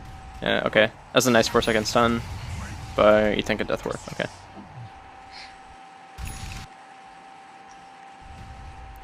Okay. So the arrow was a bit early, but it doesn't matter. Yeah, basically here you just have to back off. You can't keep hitting the Spirit Breaker when Witch Doctor casts Death Ward. Like you're not going to be able to do the damage to kill Spirit Breaker in time before you die to Death Ward, so it's not worth it. Okay. I don't think there was an opportunity for you to go on Witch Doctor either, so I didn't have the stun too. yeah, you definitely just disengage at this point. So Yeah. Fair enough. the biggest issue with this was just like you weren't just sitting in the lane farming. You were trying to go for a play in here, whereas like you could just be doing the very basic thing, and it would have been okay. Okay. I listened to my team too much, I think. 'Cause, like, Yeah. Mom told me to, like, let's go on this guy. I'm like, alright, let's do it. Yeah. Well, I mean, it's okay to listen to an extent. Like, you can listen to the first comment that they make and then assess whether or not it's valid. And if it Right. is, then you can go for it. But if it's not, and you don't feel good about it, then just don't. Just farm. Maybe you're wrong. Worst case scenario, you're wrong and you miss a kill, or like you lose a game. Who cares? Like you're gonna get better from it, so it's okay.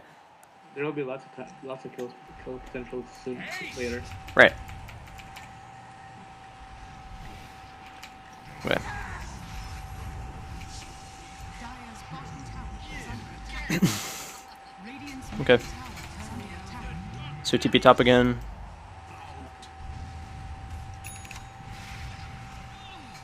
Okay. Watch this and then talk about it.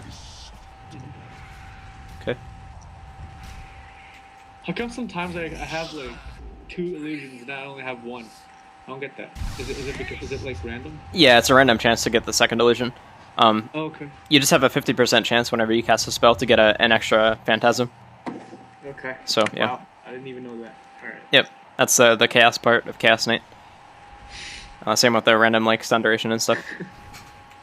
Pretty weird hero. But let's talk about this gank. I think in this case you should have just gone mid, just because it was like pretty open. Also, like these guys could very easily disengage, but yeah. It's not bad to TP top though, because you have Bloodseeker here, and he's quite strong. I think in this case I would have led with Reality Rift and then held your stun for a little bit. Just for the same reasons we talked about earlier, where you want to save some DPS. Right. Okay, yeah, so it was fine though. It really is not that bad at all. It's a good decision to Reality or Phantasm here. You needed the extra damage, so that was fine. Do we get him? Oh, we got Yep. him. Dire's top tower is under Okay, you definitely want to be microing your illusion though. Don't let it just hit the tower like this. It's a really important skill. This will let you push well later on, so is under attack. I guess they had so much time left. yeah. It had an extra damage. Keep hitting it. Yep. Maybe it doesn't result in anything except a little bit more damage, but still matters. Yeah. Something to think about for sure. Dire's middle tower is under attack. Dire's bottom Okay, get a tower DD. is under attack. Okay, ask for mana. You should just farm mid at this point. Okay. Yeah, you're just being a little inefficient right now. You could very easily just push mid and farm. Like, force somebody to go there. Whereas right now you're spending a lot of time just running back and forth between the lanes. Right. Like, okay. So it looks like you end up getting a kill top. Like, this guy's... No, it's not. Because like Reality Rifted before I actually hit the stun. Yeah. Okay. I'll talk about that afterward. That was just lack of communication between me and Potom. Yeah, there's a couple things that were iffy about this. Okay. Let's talk about it, though. That's it. Okay. So... Number 1, the Reality Rift would have been fine. You could have done it from here, though, I'm pretty sure. If you just, like, run up to this tree, like the very edge of it, and cast it. So that would have been good. Yeah, additionally, you guys missed. But the biggest thing here that I have an issue with is you aren't prioritizing your right-clicks over your spells. You have a DD rune. Like, you do 200 damage, like, and some change per hit. Radiant's top tower is This guy has 470 HP right now. You just need to hit him, like, 3 to 4 times, and he's dead. So here, when you Reality Rift first, that's not bad, because you're getting in range to right-click in this case, and you have a stun afterward. But you need to make sure you're getting a hit off before you stun. Like, you Reality Rift, and then hit, get the bonus damage, then stun, then hit again. And you didn't hit until, like, after you stun. And you had, like, 2 right-click opportunities there. So not only do you miss out on the Reality Rift damage, you also miss out, like, on just a regular right-click damage. So this is a reason why this kill took so long. Yeah. Also, you should have just... Okay, actually, stunning Wish Doctor was fine here. Yeah, okay. I think you were just dead at this point. Pretty much. Yeah, not too much to say about this. Maybe you could have tried, like, a Reality Rift onto the creeps or something. Like, these creeps are chasing bottom, so maybe you can, like, Reality Rift a creep. Yeah, you can do that. Okay. So, maybe you can try that and, like, hope you get lucky. Okay. I can't hide this. Please go away. There we go. Okay. But yeah, maybe you could have tried that. I think that's the only way you live in this case. You might have lived, though, if you killed the Necro faster, which you definitely could have. Okay, so moving on. tower is under attack.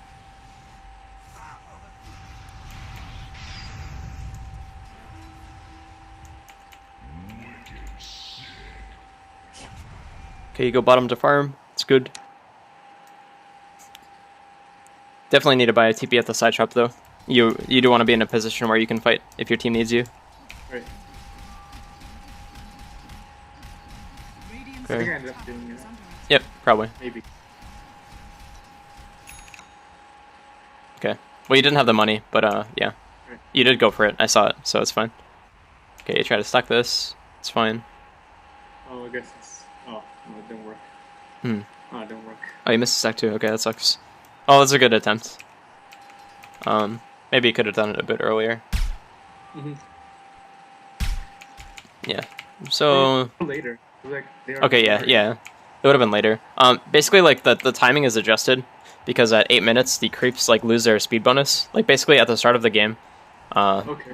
creeps have a bonus movement speed, like, to make up for, or it's not to make up for anything, it's just, like, to balance the game a little bit. Like, Yeah. these creeps run faster so that they go to, or they go farther, and they meet these creeps, you know, closer to the enemy offlane tower, so he's a little bit safer. And the same thing happens in the safe lane as well, of Dire. So yeah, that they lose that bonus movement speed at the beginning, or at 8 minutes or something. So you have to adjust your pull timings accordingly. I see. I always thought they were the same, honestly, all throughout the game. Nope. I read the patches, but I just forget. Mhm. I mean, that's a very minor thing. Like, how often do you pull at 16 minutes? Dire's Very rarely. Radiant's top tower is under attack. Dire's Okay. Dire's middle tower. So you see LC and Spirit Breaker top. Radiant's top You're pretty safe to just push this. middle tower. Um, Radiant's Yeah. structures. Okay, you just Phantasm and kill this guy. Like, if he's alone like this, which you can pretty much infer that he is since Spirit Breaker and Legion are showing top, you just Phantasm and kill him. It's like a hard kill, but you can definitely do it. Basically, you just, like... Actually, okay, here's the play. See, you Phantasm right away as soon as he starts TPing, and then, like, if he doesn't cancel, then you go for the kill and try to force another person to TP. And if somebody else TPs, then you run away. If they don't, then you just kill him. And he can't really do anything about it. I gotta get a tower. Yep. And if he cancels his TP, then you get the tower. If you kill him, you get the tower. If Yeah. somebody TPs, then you don't kill him. You don't get the tower. But it's fine, because you forced a TP. You forced 2 TPs, actually. And you can still use your illusion to farm. And this guy has no way to like catch you and keep you in place for the second person that's TPing to come in and kill you. Like, he has Scythe, but that's 1.5 seconds. And, like, he doesn't want to use it Radiant's as, like, a catching spell anyway. Okay, so it looks like you end up going for him anyway. Oh, no. Oh, I didn't. Freaking TP elsewhere. Okay. Yeah. This is... It's definitely like 2K syndrome. This is just like very common play for lower MMR players, where they're just like, I need to help my team. They're doing stuff. I want to be there. But the best way you can help these guys is by farming and securing the late game, and giving them 25 MMR because you farm better than other people. Farming pattern. Okay, Dire's now we top can- tower is under attack.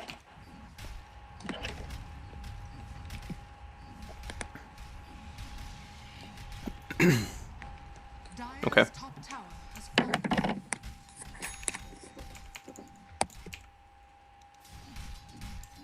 don't know what I did after this. Radiant's bottom tower is Yeah, it looks like you buy TP.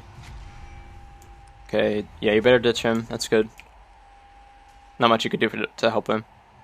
You go bottom. Not bad. You guys can kill Necro. Dire's top tower is Like, under Bloodseeker is pretty healthy. Maybe. He has mana for Rupture. I hope you kill him. Well, I was positioning myself to kill him. But Yeah, yeah. left. You needed to be a bit more aggressive, though. Mhm. Like, it's good to do this, but Bloodseeker is not doing his job of, like, just rupturing right away. So you kind of just need to go for it and, like, ping and signal him to go in.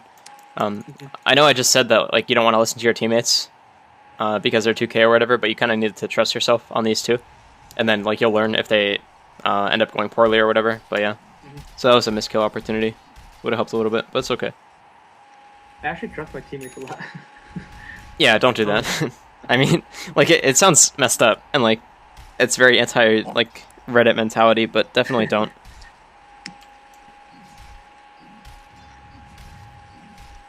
Well, okay, so you can trust your teammates to an extent, but, like, you can't put your whole faith in them like you would, like, someone on a basketball team or something. Like, you're not stuck with these guys, so you don't have to, like, maintain those relationships. Now, don't be a dick or anything, but just, like, play your game. You're here to play Dota and get better, so just do that.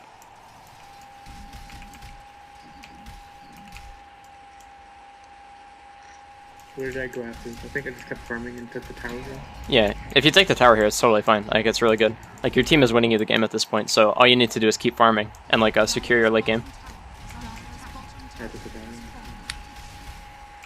Okay. Yeah, this is fine. You probably can't go for a second one, so it's okay.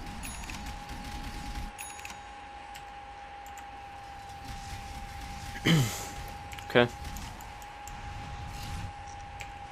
Yeah, again, you just keep grouping. Okay, this is like the biggest theme of your gameplay is you just keep grouping with your team, or like attempting to group. Whereas you just need to be focused on farming and pushing out lanes, and not dying.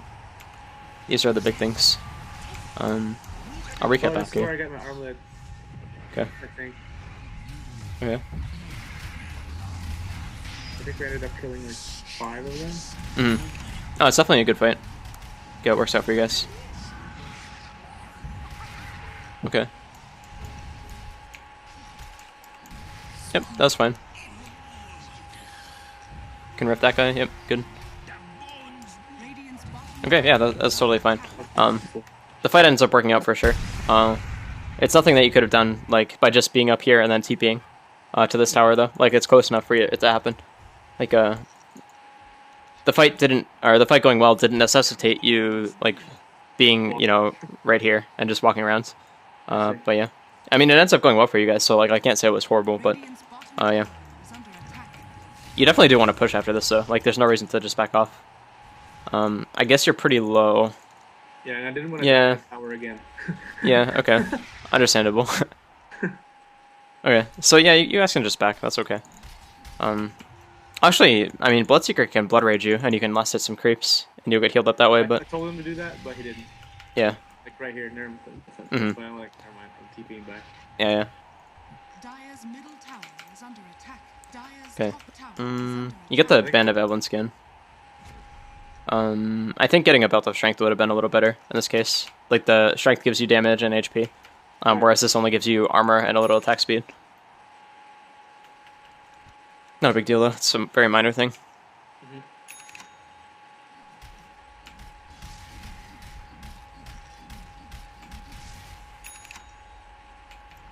Okay, just farming away.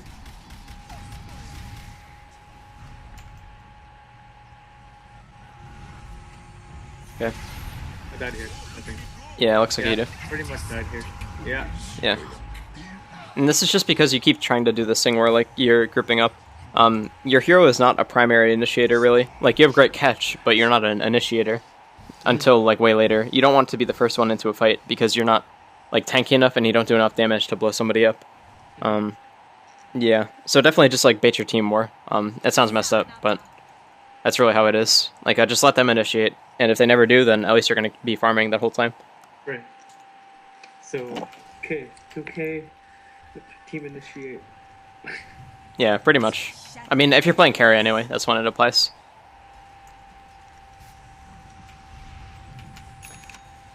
Okay. I farmed while doing so. Just farming. Also, when there's stuff going on the map like this, like your teammates are getting kills, you want to like glance, like just move your camera a little bit and see what's going on, and you know, go back to farming. You just want to be able to make decisions based off like what you see, like whether or not you can keep pushing this wave, if you can push the tower, if you needed the TP home or whatever. Like it's helpful. You'll see a lot of pro carry players do this. I do it a lot as a support because I think I'm not encumbered by trying to last hit. Right. Yeah, and that's why getting good at last hitting is important, because you'll be able to do it like subconsciously, really, and you won't have to be like looking the entire time. You'll just need like a quick glimpse, and it'll be fine for you. Oh, this is the part where he keeps on like telling us to like farm the ancients. We don't have an ancient farming hero. It's gonna be hard, honestly. Even Okay. Yeah, so you really do trust your team like a lot. Like you're like, okay, I guess we can do this. Yeah, your hero's not meant to do this. I mean, I guess you could build the Battle Fury or something, but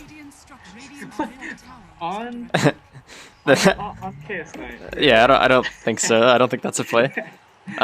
Yeah, so just like you're.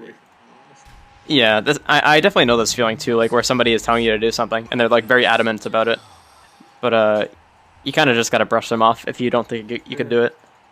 Worst case scenario, you're wrong. Yeah. Honestly, though, I think we could have done it if we're all there, but they never group up to take the stacks. Yeah, but if you guys are all there, then you're only like you have 5 heroes in this position, and it's like super inefficient because like Right. you guys are all killing 1 camp on the map when there's like 10 camps per jungle or 10 camps on the entire map, or at least there's 12 camps actually now because of this addition. But there's so many other things that they could be doing on the map, like just neutral creeps. There's enough for everybody, and then when you add in lane creeps as well, like it's just super inefficient to be doing 5 heroes on 1 ancient stack. Yeah. I don't know why he kept stacking that though. Yeah. Okay, there was a time where I ended up dying to it. I was just Jesus. All right. maybe just tilted by that point. Yeah. Well, that's not good, but it's okay. It happens. Okay. Yeah, definitely don't do Ancients as Chaos Knight if they're stacked. You have no business doing that until later anyway. Until you're like really strong. You have a lot of items, but And have a heart or something. yeah. You need some kind of like HP regen item for sure. Yeah. What's going on here? I have no idea. Okay. What's going on here? I think I died. No, I didn't die. Okay, so you're really low from the ancient stack. You go back. You buy. Okay, this is inefficient. The south thing is good. If you planned on like going to the fight right away, then it's fine to do this. But if you don't know if you're gonna fight, then yeah, it's not very good. Yeah. So buying this off was kind of a waste there. It's good if you're like about to fight, literally about to fight, but you don't need to save that extra time. Right. Okay, so you TP mid to tier 2, that's fine. I didn't want them to know that I was actually TPing there. Right. No, that was totally fine. Now you can go jungle pretty safely as well. That's okay. But I ended up going into this. I don't know what happened here. Yeah, this is not good. So you kill SB, start hitting Necro. I hope you run. Can you get Astroled? No, I got Astroled. Yeah, you got Astroled. Okay. Oh. Okay. Yeah. So you tried to armlet toggle and Heartstopper killed you, which sucks. But okay. So again, just the big issue is you went to this fight for no reason. Like you were farming here and you're in the area, so it's a little harder to decide. But you just like really need to try to get better at understanding like when your hero is good at fighting and like when your team can fight the other team.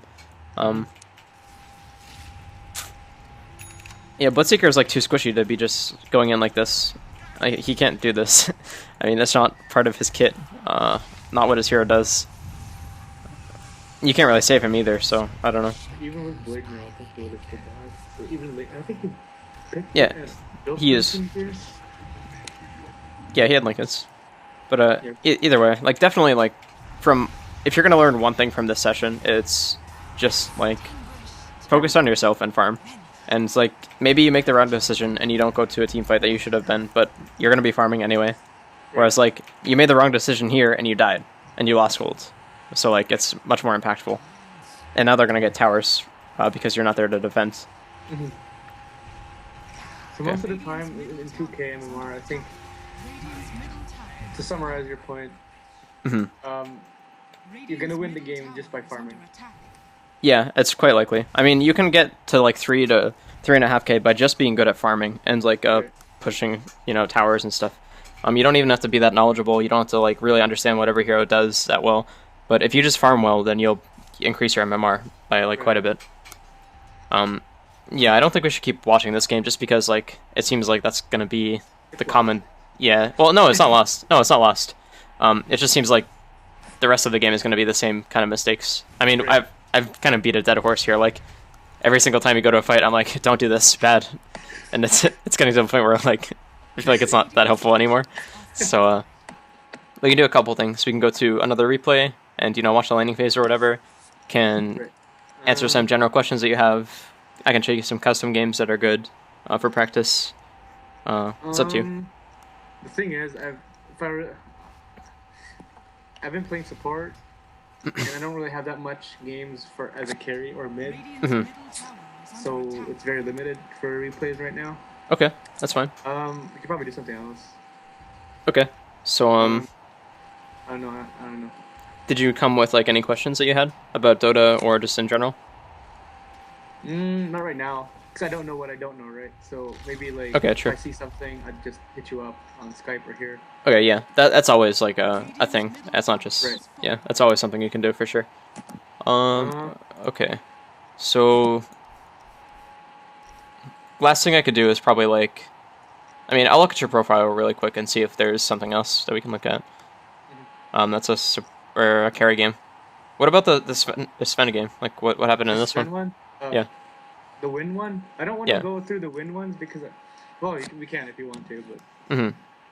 they basically just let me farm the entire game. Okay. Well, you have 9 deaths. Yeah, we can go through that. Okay. So let's look at it really quick. If you do farm the entire laning phase, we'll see. I mean, there's always stuff that we can learn from watching this. Like, always stuff of value anyway. Yeah.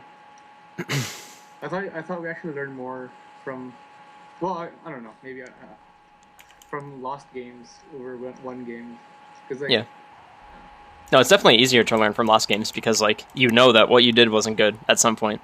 Whereas like in this game, it's like, okay, maybe I did really well, or maybe my team carried me, or like, you know, something like that.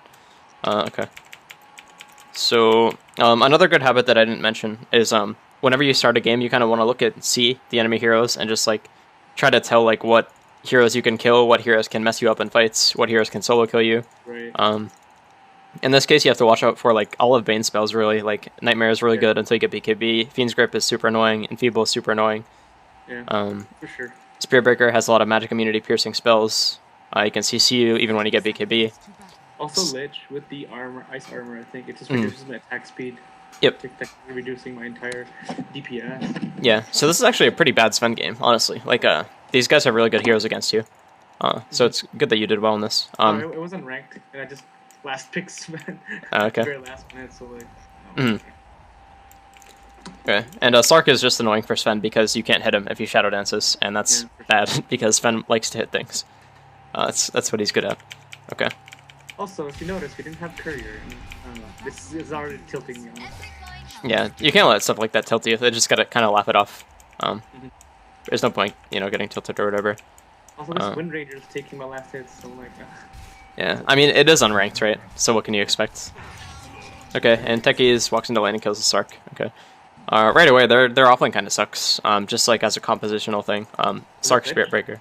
No, it's Sark Spirit Breaker? yeah, Sark Spirit Breaker.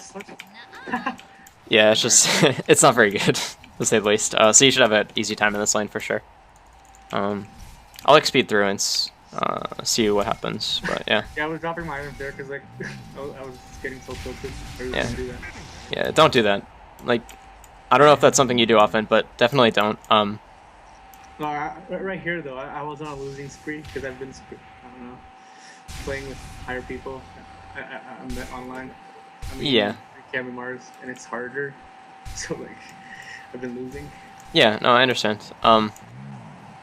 When you do this though, it like, I don't know how to say this without sounding like a dick, but it basically like tells your team that like you're in a bad mood and you're not ready to win Dota. You don't want to play. It's kind of like, you know, stomping your feet and like throwing a temper tantrum or whatever. I really am not trying to be mean when I'm saying this, but this is like when I see a player doing this, I'm like, okay, this guy's kind of a dick. Like, and it makes me not want to play in a sense.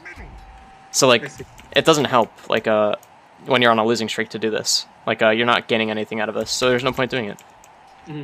Even if you get like some self-satisfaction, you know, out of it or whatever, because like you think it's funny or you know whatever reason you have, it's not worth it at all. Definitely try not to do this. But anyway, you end up getting a double kill, so good stuff. Yeah. I died here. Stupid. There we go. It looks like you get charged. Yeah. You can still die, but you have some counterplay. Oh, okay. So Windrunner could have saved you with Shackle, but I think the real mistake here was just you stayed too long. You weren't tangoing up beforehand, so you were very low HP, and you know Spirit Breaker is probably going to charge you when he comes back into lane, so it's pretty risky. I guess if I tangled up there, by the time he already got there, I would have been half health or something like that. Yeah, you know, or like even just a little bit healthier would have been okay, because like he needs either 2 bashes or like a charge and a bash to kill you, and I think in this case he gets a charge and a bash. Yeah, he just bashes you right away, because like his right click doesn't kill you in this situation. He needs the extra bash, so Yeah, definitely tangoing earlier would have helped quite a bit. Okay, what is she going? Oof. Okay. See you by courier. That's fine. I think that's a good decision. I got double kill money, so like, might Yeah. as well be- Yeah, for sure. It's definitely worth it. Like, that helps your team quite a bit. Dire's top tower is under attack. In the cases where like you're building treads, definitely get belt of strength first. The HP is more valuable than the attack speed. Like you don't have the damage to make the attack speed worth it, and like the belt of strength gives you like double whammy value because you're a strength hero. Like you get damage and HP. Okay, so you stack the small camp, good. End up missing it a little bit. That's okay. When you're stacking this camp, the spawn box is like this here. Okay, so it's something like this. It's cut off like right here. So you always want to pull it to the right.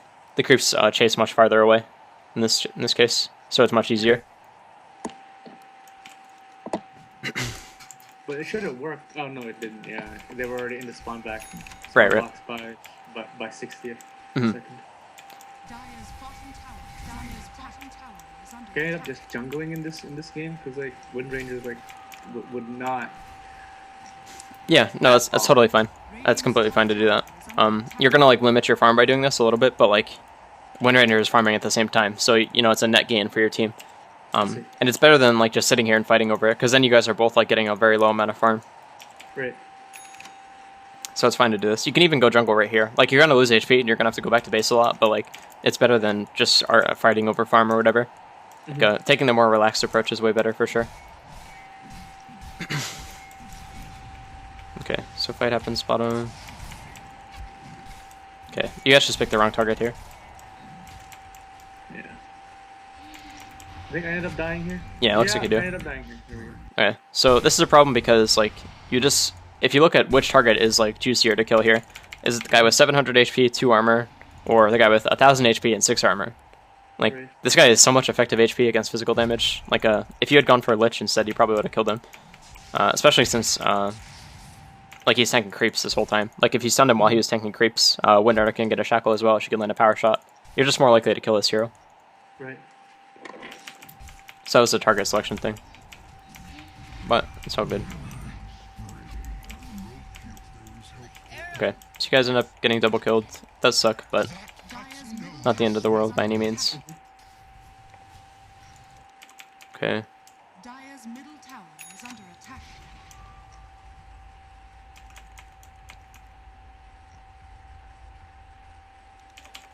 Alright, you go back to farming.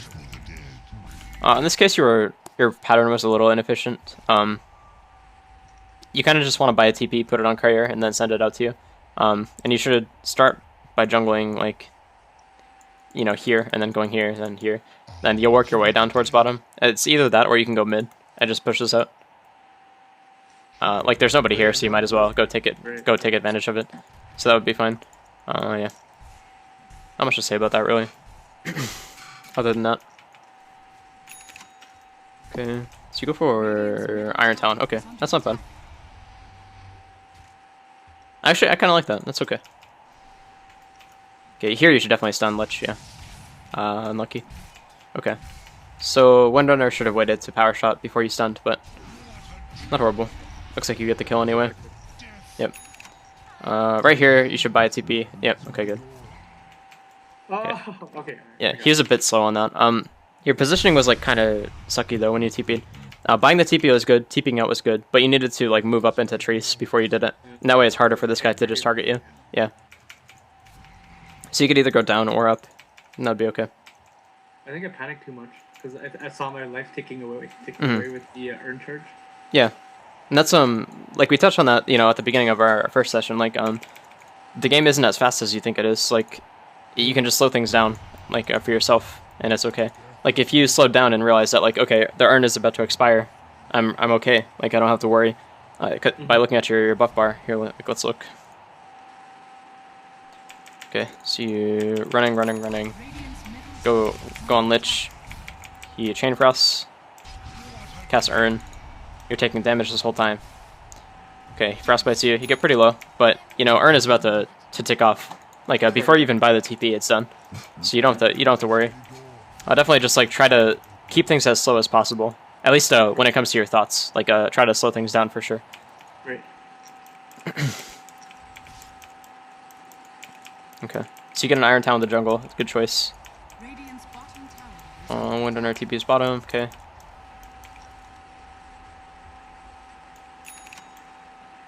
Missing bottom. Dire's middle tower is under attack. Okay. Okay, that was the God Strength thing right there. You couldn't really tell that Lich was going to be here until you saw him, but yeah. I don't think you kill him either way, so... I think I died. Yeah.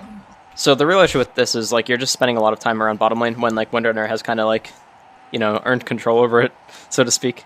She hasn't really, but, like, she's being kind of a bitch, so... The best thing you can do for yourself is just, like, farm the jungle and, like, kind of stay away from here. Just, like, you can have a TP on you to gank if there's, like, a necessity for it. But, yeah, just definitely focus on just jungling at this point and, like, pushing out mid whenever you can.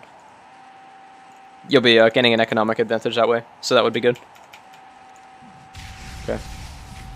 So either way, he die. It sucks, but not the end of the world. Okay, end up TPing bottom. Again. Yeah, and it's pretty hard here, but at least you have teammates to follow up, so it's okay. I think we didn't get a kill here. Oh, never mind. Okay. Yeah, he does. Okay. Pudge dies though too. That sort of sucks. Okay. Yep, that's an okay suicide. Okay, not much. Because we could have killed him without him suiciding. He might have been going for like the double play on Lich as well, because Lich took a lot of damage, but yeah, he probably shouldn't have. Either way, you know, it's whatever. It's very minor. I should have cut the tango. I should have cut the tree right there. Yep. Oh, never mind. Yeah, you do end up doing it eventually, but it's okay. Okay. So here you definitely leave and go jungle. Like, just do the thing you were doing in Radiant, or Dire safe lane earlier, like where you're pushing this wave and then going to jungle, doing these camps and going back. So just do that in this case. You can do it like this pattern instead. Like you push the wave, then go to the medium camp, or the hard camp rather, and then small camp, then go to lane again. Exactly. Yeah. Yep. That's the standard free farming pattern for SVEN, anyway. Right. Okay.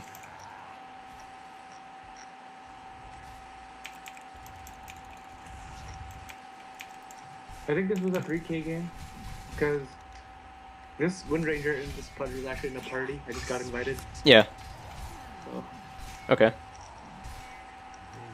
Huh, that's pretty weird. You guys were in a party, but she was taking last hits? Yeah. Yeah. And she said I needed farm too. Alright. Okay. That's pretty strange. Okay, yeah, in that case, definitely just like chill and go jungle. You know, whatever. They're pretty silly, but it's okay. Let's go top. Sort of okay. It's not bad because nobody's farming here, and you'll get some time. But yeah, that's the issue with this. Is like they have ways to kill you at this point and catch you out in lane. Yeah. So yeah, it's just a bit iffy. Jungling is definitely much safer for you in this case. And you save your TP for like reactive plays. Which like when you TP up here, you're kind of like giving yourself only one of two options, right? Like you push this lane, or I guess three options. Like you push this lane, or you go to this jungle camp, or you leave. And you obviously don't want to TP and then just leave, because that's doing nothing. You're spending gold to do nothing. So you should have just jungled in this case for sure. It's just more reliable gold, and you'll have your TP up as well. So that was the play for sure, but it's okay. Not a big deal.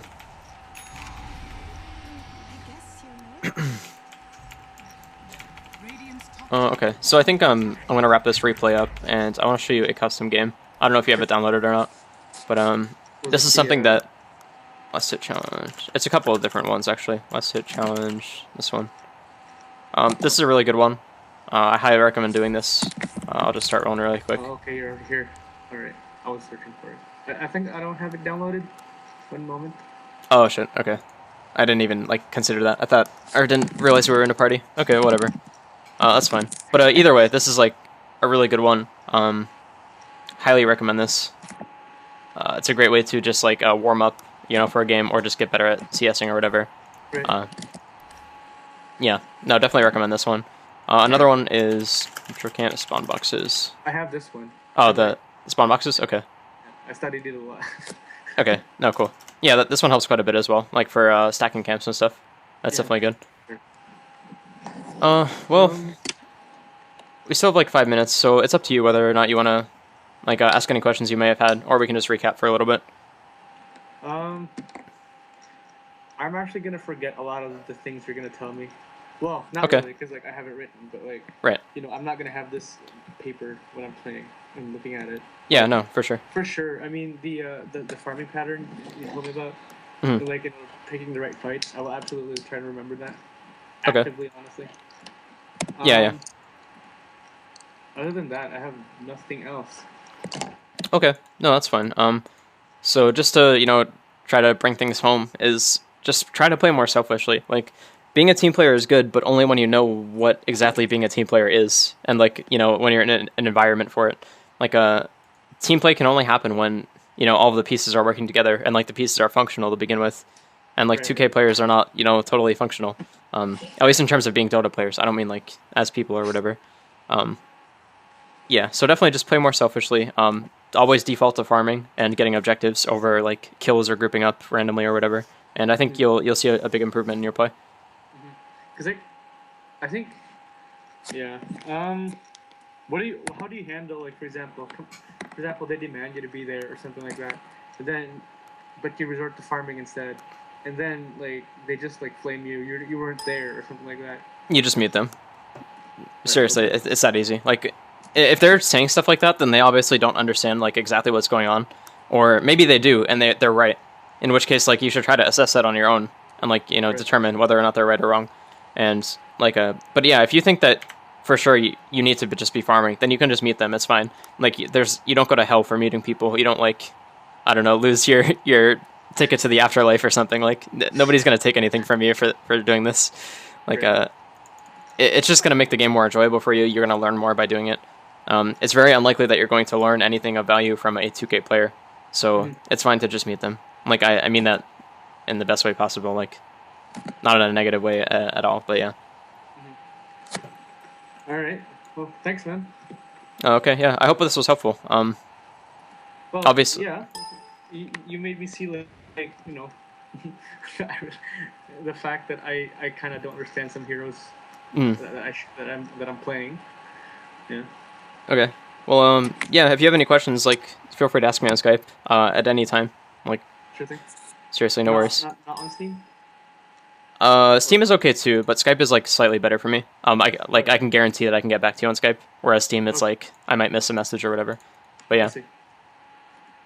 Okay. All right. Well, I'll talk to you Thanks, later, man. dude. Good luck. You too. Thanks. Bye bye. Peace.